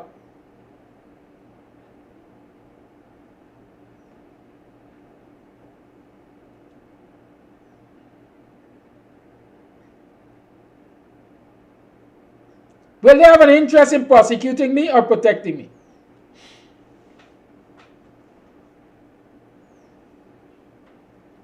Will they?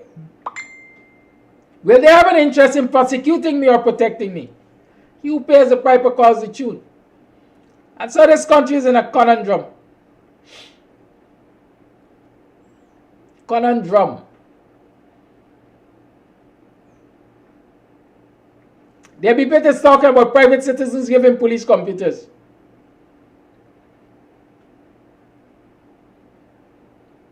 Don't the police know of something called a Trojan? Don't the police know of something called spyware? Don't the police know of a concept called hacking? Why should your law enforcement agencies be accepting technical tools from private individuals to work with?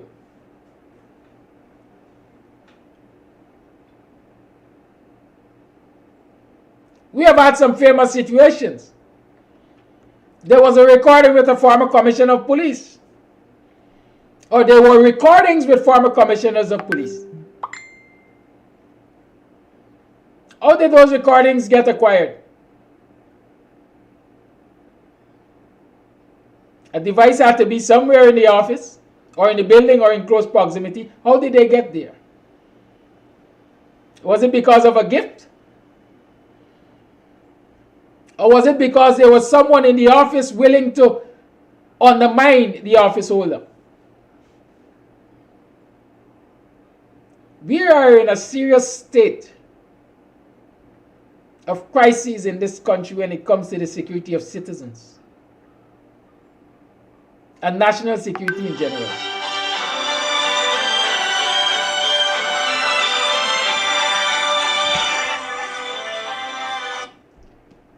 Caller, why are you interrupting me? Good morning. Yeah, good morning. Mr. Carnegie, you're on. I tried to get you, but I can't really get you. You're on live? Yes, I'm on live. Check KAMSTV page. I tried to get you, but I tried to get you, but I cannot get you. Well, a lot of people have been complaining of that. I don't know. I'll have to consult with the technicians and see how we can work around it. Yeah. Okay. Oh, because I was trying. I try to get prompt, but I ain't getting nothing. Okay, So I'll see if I can assist you. Right? Yesterday I talked about the possibility, the ability of internet service providers to do just that to you. Block you from seeing certain programs. Right? I've been getting a lot of complaints of that nature. I'll be honest with you, I really haven't paid it any mind. I haven't given it any attention. But I rather suspect I will have to.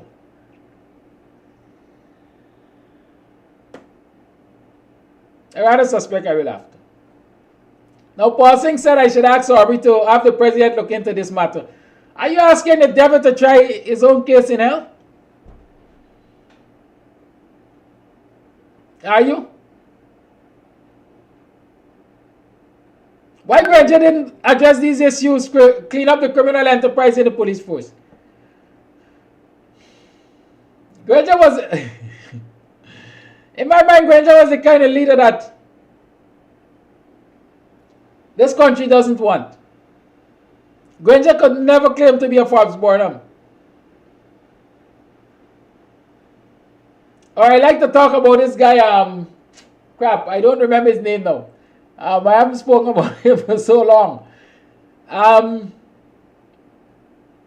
But this country currently needs a leader that is hands-on.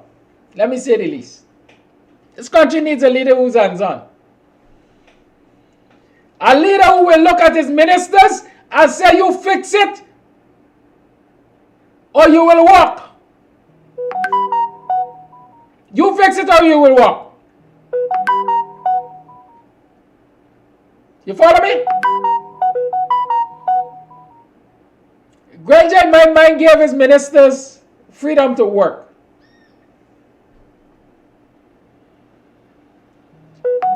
We sit at cabinet, we discuss. Y'all do what y'all gotta do. That's my impression of Granger.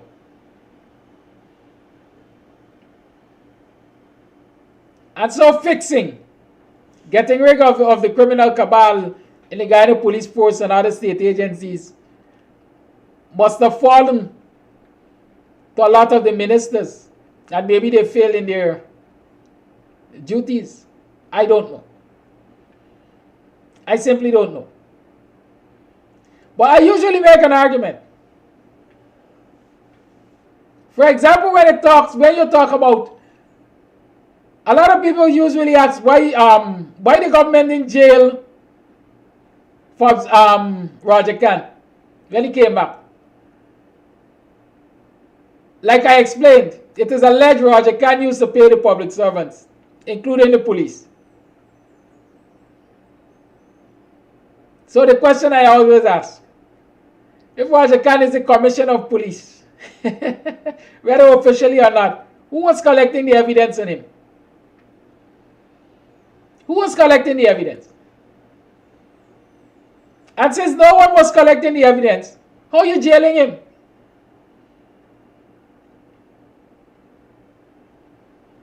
How are you jailing him?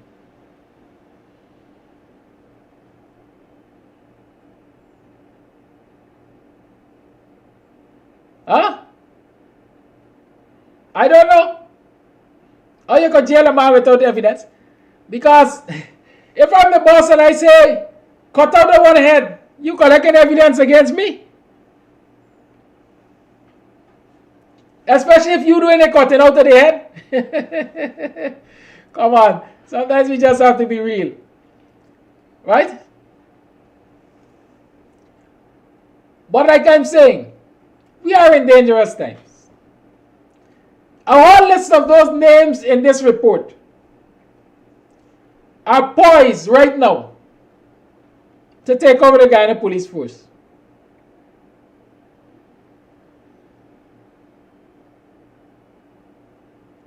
Will it still be the Guyana police force? Huh? Y'all tell me. Will it still be the Guyana police force? Or will it be a protective arm of the mafia? Clothed in state garment? Y'all talk to me. I want to know.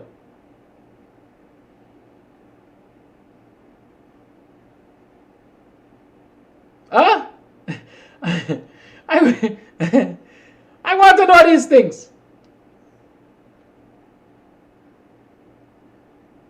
People are saying that David Granger was and is aware of the PPP Red Army. Intelligence was given to him directly. So are you insinuating that the former president of this country was afraid to touch the Red Army because it is that big? Is the Red Army larger than the Guyana Defense Force? Is it more powerful? Does it have more human and other capital? Is this what we are saying? Well, if that's the case, we're doomed in this country.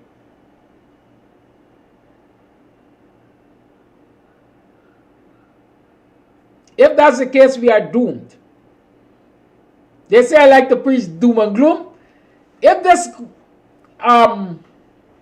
viewer is saying, or if what this viewer is saying is correct, then we're doomed. Because if you have a government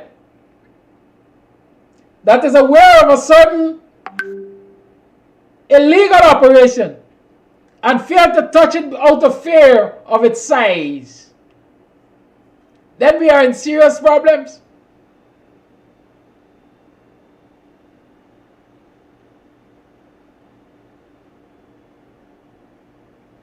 You know that? We are in very serious problems. What are you going to do with it? It's now 18 minutes past 8 o'clock. The lines are open. I won't be talking about any other thing about this madness that we have to confront in this country. Was it in Colombia? Pablo Escobar controlled the police force? The man was so powerful that he was able to tell the judges where he wanted to serve his sentence. He built a facility for him to serve his sentence. Huh? Yes, Shane Brian Newton. I alluded to that earlier, but then I said let it be. But now that you're raising it, let me ask the question. Is it any surprise to you, given this report that alleges that people close to the PYO and PPP were amassing arms and ammunition in 2015? Is it any surprise to you that in 2020, a man was seen with a whole carload, as we Guyanese like to say, with a whole carload of arms and ammunition singing, we gonna have a grand time all night tonight. Are you want to come out? Are you so gonna come out? You remember that? Was the PPP prepared? The PPP and their operatives prepared for an armed confrontation following the 2020 elections? Were they prepared? Were the operatives armed and waiting? Were the paramilitary groups disguised as security services ready for such a confrontation? Those are things we must consider. And we must ask ourselves how safe we are as citizens in this country, an oil-producing country, knowing when you look around the world what corrupt governments are prepared to do to their citizens to steal oil money. Calling Live, good morning. Yeah, good morning, Miss Amsterdam and all the viewers. Now, the intro to the show this morning, you dealt with the police and the accident. Now, from that story, So many points were gathered from it because, of course, this girl was a schoolgirl. At that time when the accident occurred, she should have been in school. Anyway, you don't know if the fleeing driver, after the police tried to stop him, realizing that the girl was underage, that he took off in the speed to elude the police. Now you listen to the mother who was giving vent to her feelings and her sadness. And she said that the police got to get justice with her son. Now her son had committed a part crime. Because when the other day when the police came to my home, some people tell me you shouldn't go with the police. Police come to your house or to stop you, pray to God they should just stand up and hear what the God is saying. Lots of people tell me, oh, you shouldn't give them your phone. I said, let me tell you something. I listened to a show with Farrakhan, and he said he was on the road with all he does cuss out them white people. He said the police stopped him white. He said he stopped his car, and he did everything what the police said. He said, and I walked away with my life. But people got away to see police, and because they know how the police behave, they just run. But poor or in Boston, he didn't even see the police. All we know he dead, and the police kill him. But the boy should have stopped and hear what the police had to say. He got to make up a little lie, get the family for bailed out moving around with the small girl. Moving along, the mother's crying out and screaming, justice for your son. Well, or in Boston, they got to get justice for you and the Henry boys. Now I saw a news, flash or a news thing, where Barrett Jagdeo says he's going to meet with Mr. Norton. Mr. Norton got to remember that the same Barrett Jagdeo was saying that he will not accept Norton as the leader of any part of the PNC happening whatsoever it is, because he came into that position by rigging. Now, Mr. Norton, if you go and meet Barra Jagdeo, I hope the first thing you could do is say here, I am meeting you and we will only be discussing the election petition. That is the first thing when Norton got to go and talk about. And he must not go and say that he accepts the PPP as a good government. Because anytime he gonna accept them, there goes the election petition. Because once you call them legit, you can't do nothing else. And what Mr. Norton, and I know Mr. Norton ain't no dunce. He got to seek for the election petition and seek for a proper minimum wage, proper money for the pensioners, be it government, old age, and NIS, because NIS is a pension. It is being paid through the thing. NIS people need a pension. And Mr. Norton, please remember the song with Clarence Carter. Patches, we are depending on you, son. I have tried to do my best, but it's all left up to you, Mr. Norton. You gotta remember, 200,000 people are depending on you. I know it's a lot of work, but however we can assist you, we are going to put our shoulders to the wheel, because what is going to happen to Guyanese, the Africans in Guyana, it is going to be worse than the Holocaust, because from 1992 to early 2015, we saw what Holocaust looked like, where our men, some of our women were also added to the murderous rampage to the PPPC. They were killing and taking us out willy-nilly, and we have got to see know what you're doing. Don't eat nothing. Don't eat nothing. We want you to be like Minister Jordan. Not eat, but go there with a clear vision. And when you go, mass ballot foot first, petition. We talking petition. We talking proper numeration for public servants, the pensioners.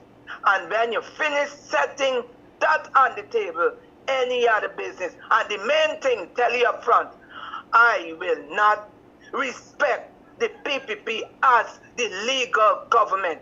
Y'all in there fraudulently, and we are looking for a date for the starting and the completion of the election petition.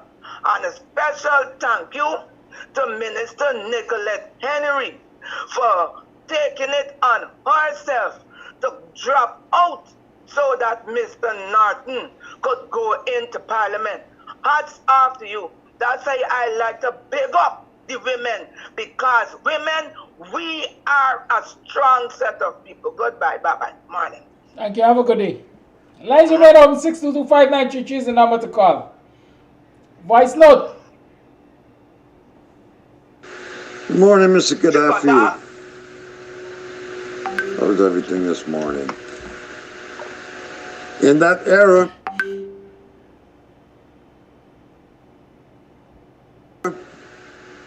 I just come back to Guyana, and Phoenix and them guys, Paul Slope and them was running the they was running the show in the police department. And I remember call on the line.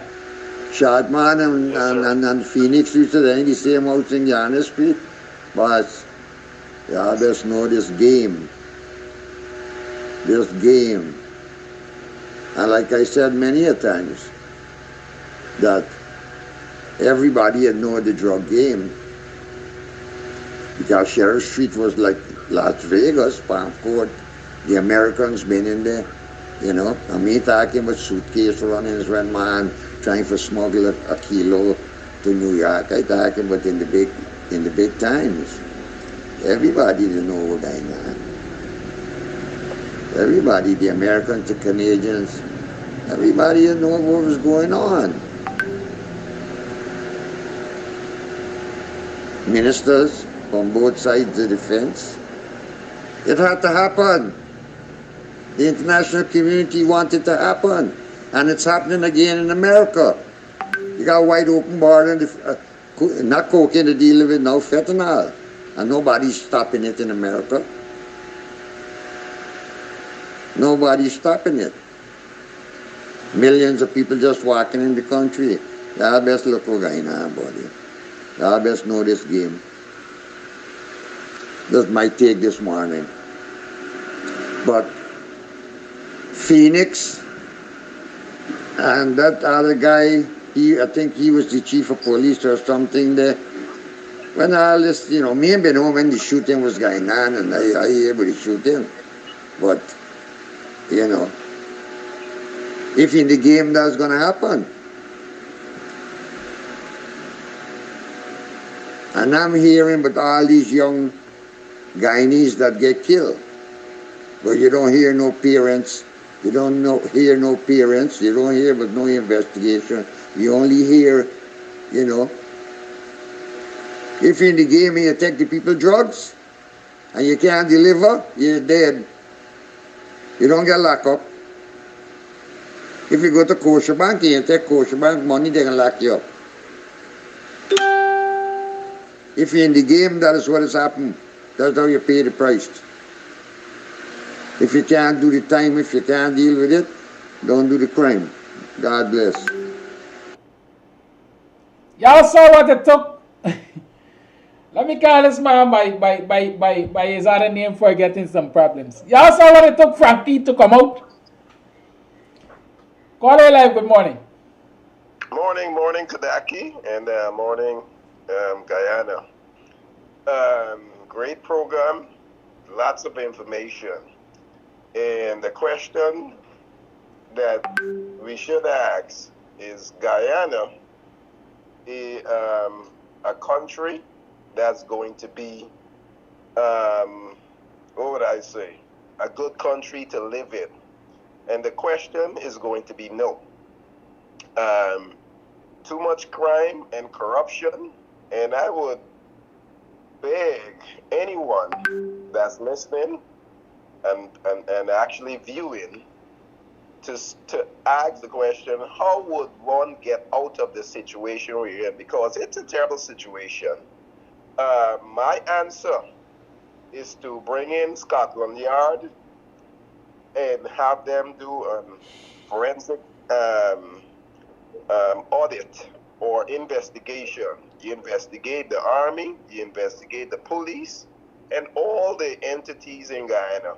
And believe me, by the time you're finished, half of those people will be in prison. But it's not a country where we want that. We agree with the corruption, and we'll just turn a blind eye. So my view is very pessimistic. There's no hope for Guyana as long as the information you just talked about, where these people are still in position of authority and will be wielding power. So there is no hope for Guyana unless, right, you investigate and charge and lock up, and even if you've got to put them in front of firing squad for their deeds, shoot and kill them. So there is no hope unless you bring in the people who can actually investigate those jokers and murderers. So even under the previous administration, the APNU, they could have done that, but they choose not to because it seems like they agree with what's happening. And if Guyanese really want to have a beautiful country, those are the things they would do.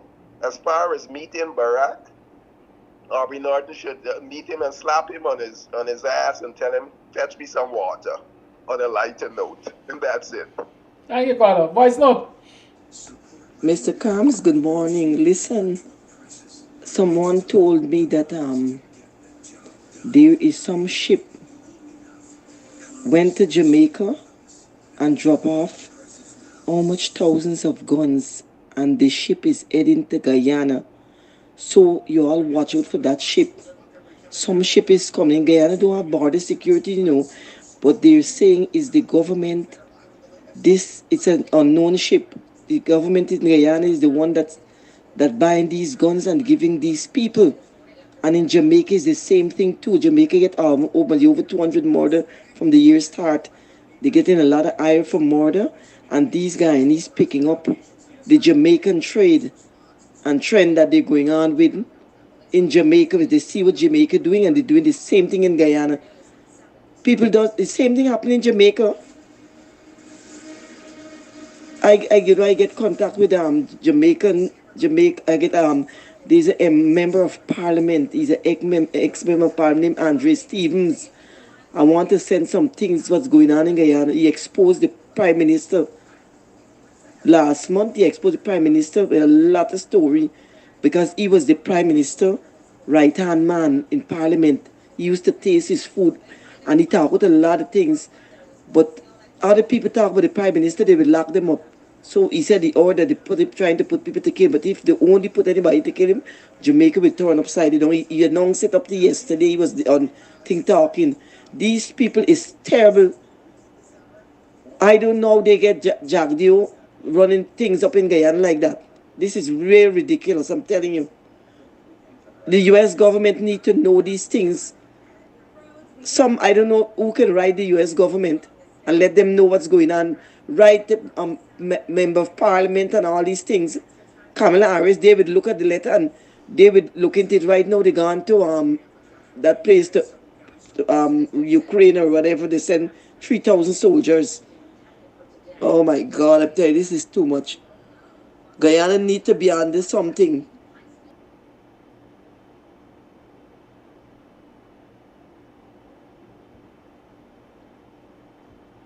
More voice notes.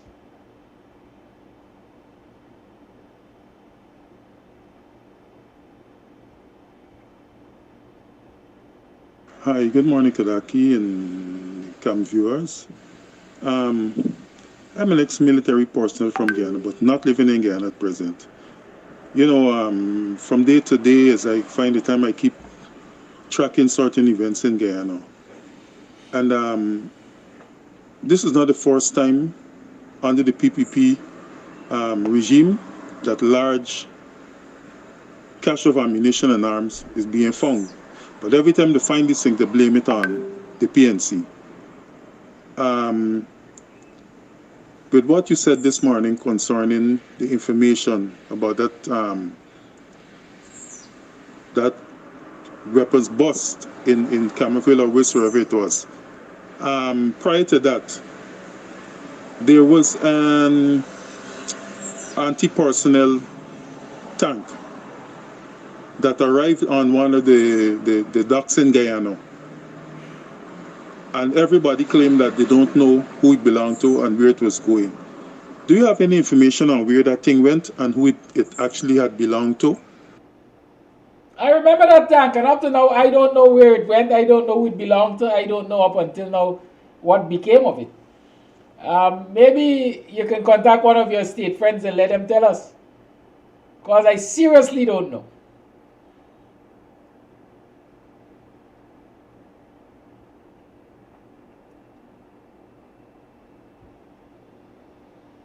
Voice note. Good morning, Mr. Gaddafi. We had this one already. How was everything this morning?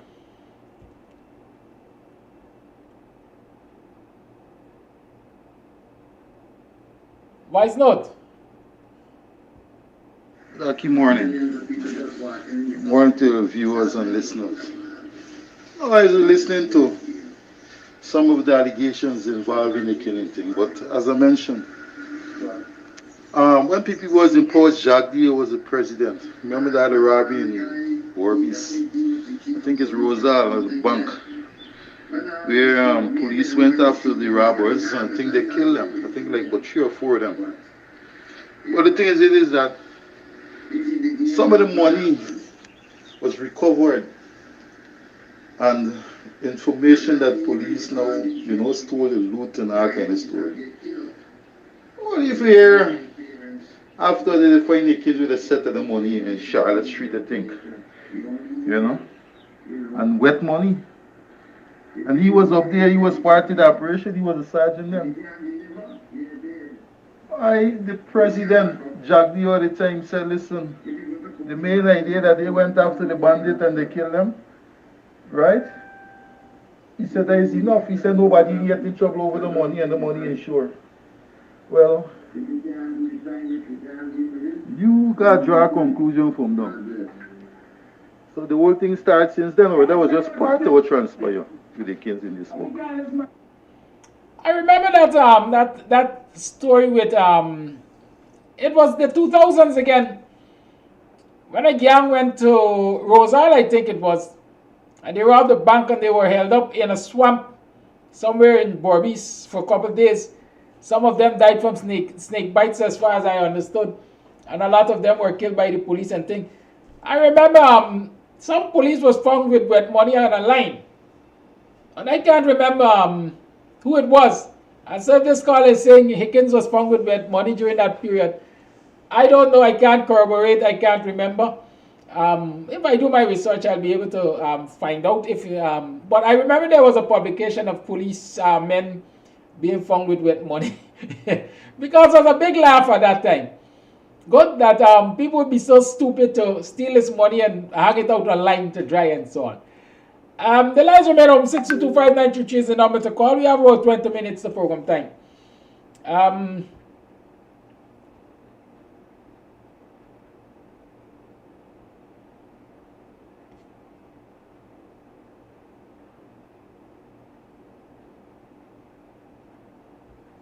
Yes.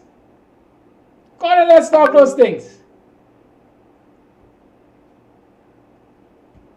Mr. Kams, the majority of murder that is happening in Guyana is not the criminals doing it, it's the police. They're doing hire for murder. The police officers, they just caught a police officer in Jamaica, somebody here pay $400,000 to him, and he's a member of the Jamaica Police Force. Just found him, and he was the one that killing these people and other police officers. They just caught him, and they have him in jail right now. Yeah. And the FBI is involved in America because the person is a U.S. citizen that paid this money. So the Guyana that's going on there is the police officers. They're doing it. The bad ones, the bad cops. That Guyana need to be cleaned up. From head to toe, it need to be cleaned.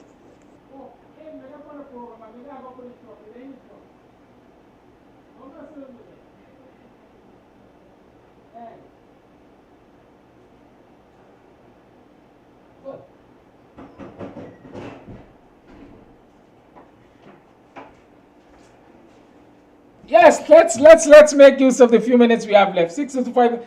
Just yesterday, I was having a conversation with someone in terms of how we can clean up this mess. How can we clean up this mess? And like I think the first caller said,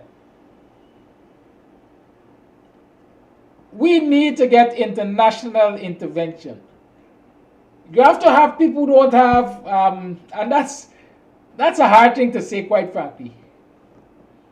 Right? People don't have a horse in the race. Because as far as I'm concerned, everybody has a horse in the race in this country.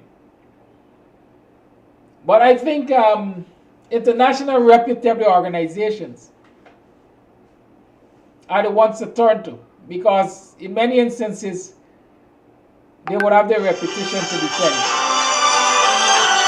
And so Scotland Yard, FBI, Interpol, agencies like those should be made to investigate what's happening in this society, especially in the law enforcement agencies, and make the necessary recommendations. Caller Live, good morning. And not only recommendations, but ensure that they are implemented. Because we've had recommendations before. Under the PPP, the caller on the line, please.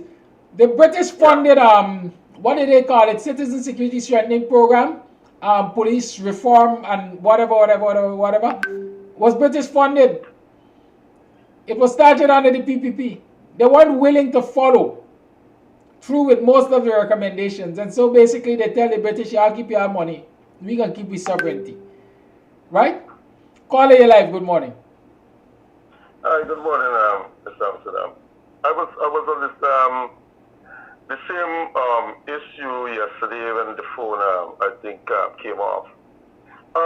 If we to bring any foreign intervention there with what is going on internally with the police force, particularly with the higher ranking members, you will get that same excuse and call that we'll be having foreigners intervening into a sovereign state. We will have to get the ball to stand up and do the right thing.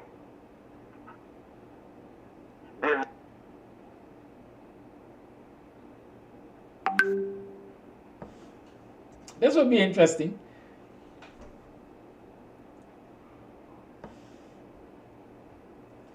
Yesterday, this caller got knocked off. Is it possible that the same thing has happened today? Is it a coincidence? Anyhow, let me play this voice note while we wait to see what's happening. Good morning, Mr. Amsterdam and all the viewers out there.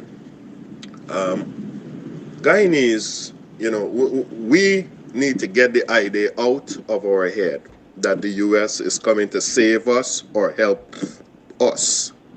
They're not going to do that. And people need to stop calling on God. Hold, please. And saying and thinking how Jesus is going to come and save them.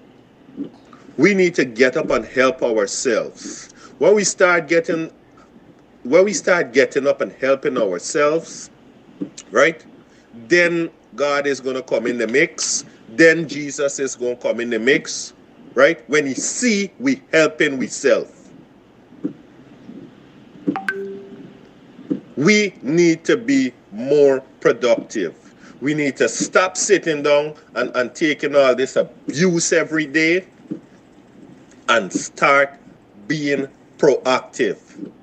start mobilizing, start informing each other of what's going on.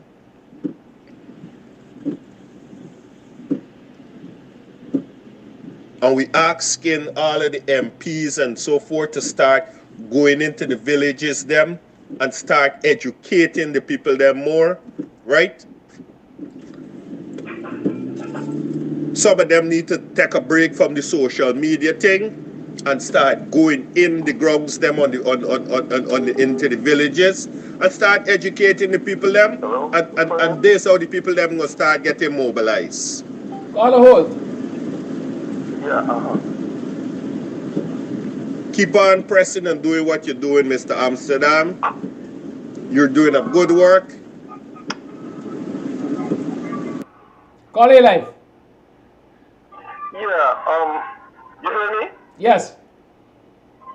Yeah, I will recommend that they have a public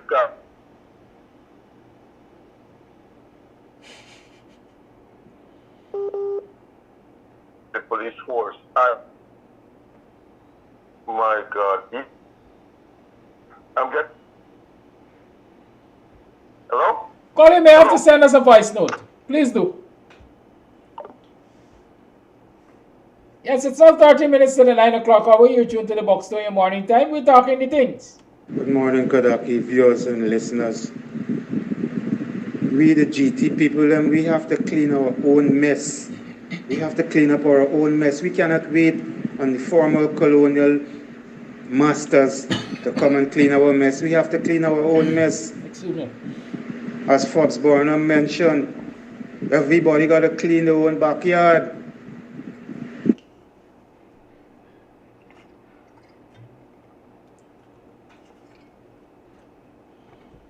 Lines remain open. 622-5933 is the number to call. You're tuned to Buxtonian Morning Time. I think I have some voice notes. Let me see.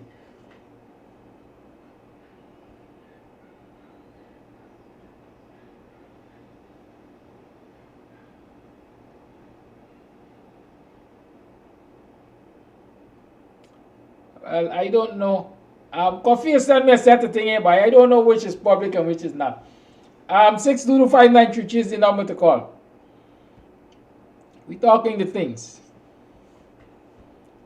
Remember, there's going to be a night of reflection on the life and works of Ronald Willoughby tonight at the Tipperary Hall, Buxton, starting at 6 o'clock with COVID-19 protocols in place.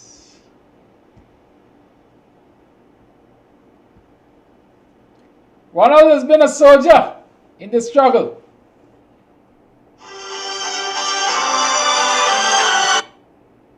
Call A live, good morning. Call A, you live, good morning. Hi, good morning, Mr. Kadaki. My problem is this. I want to know if these young women, parents cannot afford to buy pads to them in the time coming, all this time. $50 million is to buy pads. They think people stupid. If she take that $50 million and buy one tablet for these children that don't have, she gonna still get change. These people really overdoing the thing and taking the damn ice and pass people. $50 million for buy pads is all them young people, and I want to know if what an embarrassment that I got my young girl child and I got sent she for take a pack apart from these people. These people got me down low as you could think. Why sudden she want to give pads? Somebody tell she didn't get pads to use all the time. That's the first thing a mother does find for she daughter get pads. So I don't know where she coming with pads of $50 million. What she gonna do with though? If she got a son, she would have liked anybody. If it was a daughter, give them pads. The ice pass people buy things that would make sense to children. One tablet to a child is worth $13,000 or $12,000 for one. If she buy what $100 or $200 or whatever, she still can get change. Them is too embarrassing and wicked set of people. This is my take for this morning. Thank you, caller. Voice note. Yes, Mr. Amsterdam, the whole idea is to lobby these legal luminaries, but lobby them in public. Lobby them in a way that says to themselves and that says to everyone reading. So I think that one is to me.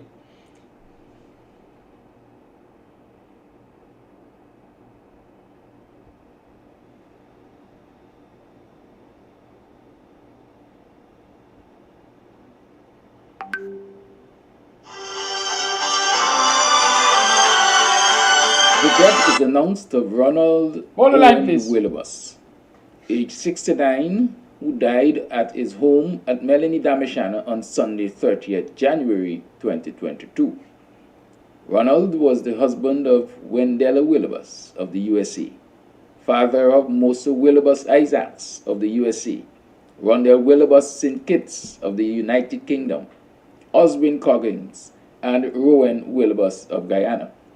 He was the brother of Cheryl Willibus McPherson, Evan Willibus, Joy Willibus Thompson, all of Guyana, Gerald Willibus of the United Kingdom, and Dennis Willibus Lewis of the USA.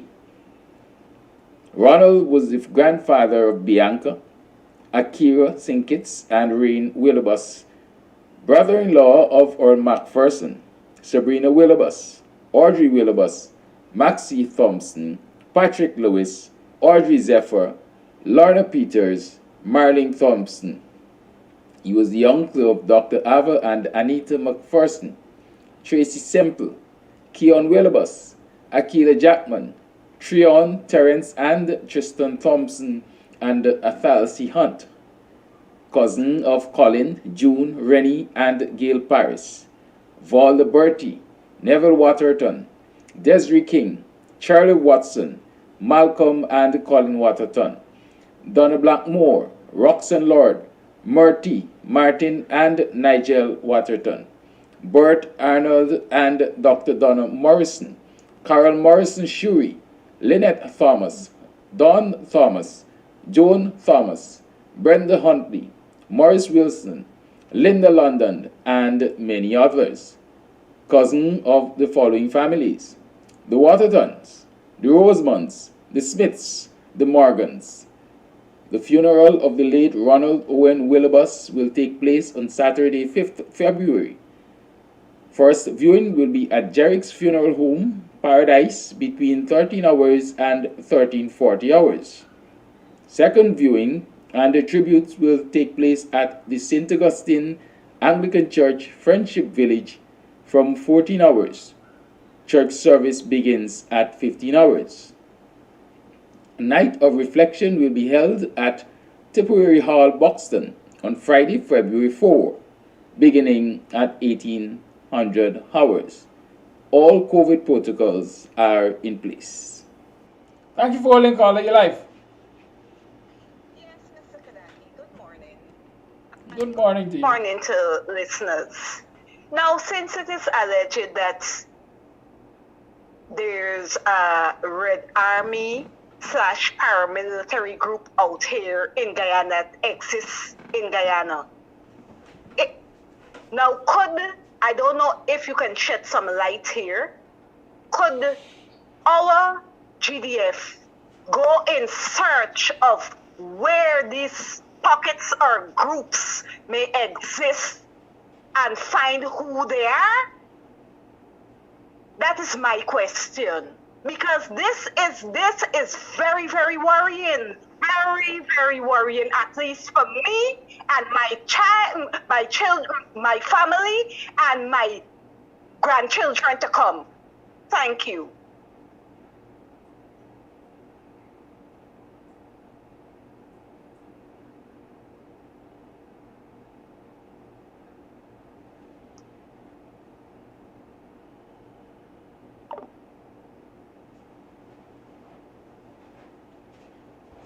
Thank you, caller. Guyana is a small society. And There are lots of stories you will hear. Sometimes you need the evidence to corroborate them. But you know what? I was told only recently that some years ago, perhaps in the 80s or 90s or even 2000s, who knows? But some years ago, the Army, the Guyana Defense Force, received information about the Red Army being trained at the back of Kanji Creek or Blackbush Pole, whichever the area. And they sent out a few platoons to go and investigate. And when they got to the identified location, the only thing they found was a pot on fire. Meals were being prepared at the camp, but no one was there. It is alleged that a senior Army officer connected to the PPP at the time, perhaps still connected to the PPP, alerted those on the ground that the military was on their trail. So, question. Should the Guyana Defense Force go in search of these camps? Yes, they should. Is it possible that those who are in the camps will be alerted before the ranks of the Guyana Defense Force get there? Yes, it's possible. Right? Maybe some of us who have, I don't know how this can be done, but some of us who have contacts to state departments and other security apparatus and so on,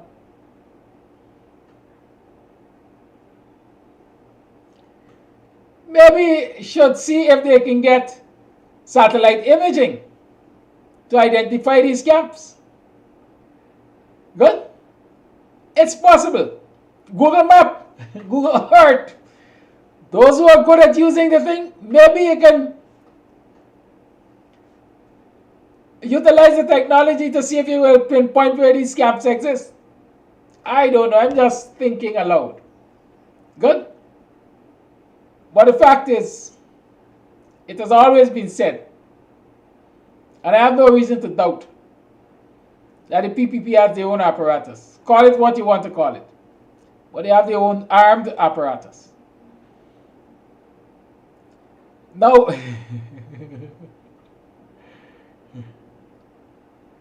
you know, does it make you think about Beast and his guns and reports of military training in Mahika and Maikoni? This has been the line of discussion. Now, those of you who don't know Beast was from Enmore. Beast was found in his home with a whole barrage of high-powered weapons and so on, AK-47 and thing, grenades and so on. Arrested and taken to the police station. I think he was charged or not charged, but Beast was a PPP operative. UC Guyana instituted private criminal charges against Beast because the police were not doing what they were supposed to do with Beast. Obviously because of political instructions. Right? And one of the things which I will always remember is that when the case came up for trial in front of the magistrate, the page of the property book, which listed the armory that Beast had in his home, was missing. They pulled it out. Right? They pulled it out. The page with the list of things that they found disappeared from the property book. And so how do you prove that this man had these things when you can't find the page on which they were recorded? Huh? These are things that should make us think and quiver in fear. That's all I want to say. It's the minute past the 9 o'clock hour. Thank you for tuning in. Do have a pleasant rest of the day. Be safe, remain safe, be vigilant. I know you have the same advice to me. I take it seriously. And I also take what I do seriously. Good? We cannot cower in fear in this society and expect to get the change we desire. Somebody got belly cat. And unless the Lord watches, the watchman watcheth in vain. That is what I know. And so I trust in my Creator and my ancestors. They shall protect me. So have no fear, folks. Just let us continue to be vigilant. And let us do all that we can do as citizens of this country to not only make it a safe place, but a fair place. We cannot allow the haves to have their way all the time. The haves not deserve a fair chance. And those who are enablers of wickedness and corruption in this society, we must do what is necessary to bring them to the fore and to make them answerable to this society and to let justice prevail, and so that we can return this place to a place of law and order. I don't think anything that was said said here yesterday to today, or between yesterday and today, and what we will continue to say, quite frankly, right, will stop the PPP from appointing whoever it chooses from the current hierarchy of the Guyana Police Force, Commissioner of Police. But I definitely know that Guyanese deserve to know what they will be dealing with when any of those folks are appointed. The US have indicated to the PPP when they were in government that Henry Green was one of the worst persons to make Commissioner of Police. Did they listen? No. They went straight ahead and they appointed him. Good? This is the kind of people we're dealing with. They don't want upright and upstanding citizens necessarily to lead anything. Right? They want people who they can puppeteer. That's what they want. Good. This is me saying goodbye. Remember, you can come join us tonight. Those of you who are friends and colleagues and so on of Ronald Willibus, come join us at Tipperary Hall for a night of reflection. The death is announced of Ronald Owen Willibus, age 69, who died at his home at Melanie Damishana on Sunday, 30th January 2022. Ronald was the husband of Wendella Willibus of the USA, father of Mosa Willibus Isaacs of the USA, Rondell Willibus St. Kitts of the United Kingdom, Oswin Coggins, and Rowan Willibus of Guyana. He was the brother of Cheryl Willibus McPherson, Evan Willibus, Joy Willibus Thompson, all of Guyana, Gerald Willibus of the United Kingdom, and Dennis Willibus Lewis of the USA. Ronald was the grandfather of Bianca, Akira St. Kitts, and Rain Willibus, brother-in-law of Earl McPherson, Sabrina Willibus, Audrey Willibus, Maxie Thompson, Patrick Lewis, Audrey Zephyr, Lorna Peters, Marlene Thompson. He was the uncle of Dr. Ava and Anita McPherson, Tracy Semple, Keon Willibus, Akila Jackman, Treon, Terence, and Tristan Thompson, and Athalsey Hunt, cousin of Colin, June, Rennie, and Gail Paris, Valda Bertie, Neville Waterton, Desiree King, Charlie Watson, Malcolm and Colin Waterton, Donna Blackmore, Roxanne Lord, Murty, Martin, and Nigel Waterton, Bert Arnold, and Dr. Donna Morrison. What went wrong there? Hey, boy, behave yourself, boy. Let this thing play here. Good. What's your problem? The death is announced of Ronald Owen Willibus, age 69, who died at his home at Melanie Damashana on Sunday, 30th January 2022. Ronald was the husband of Wendella Willibus of the USA, father of Mosa Willibus Isaacs of the USA, Rondell Willibus St. Kitts of the United Kingdom, Oswin Coggins, and Rowan Willibus of Guyana. He was the brother of Cheryl Willibus McPherson, Evan Willibus, Joy Willibus Thompson, all of Guyana, Gerald Willibus of the United Kingdom, and Dennis Willibus Lewis of the USA. Ronald was the grandfather of Bianca, Akira Sinkitz, and Rain Willibus, brother-in-law of Earl McPherson, Sabrina Willibus, Audrey Willibus, Maxie Thompson, Patrick Lewis, Audrey Zephyr, Lorna Peters, Marlene Thompson.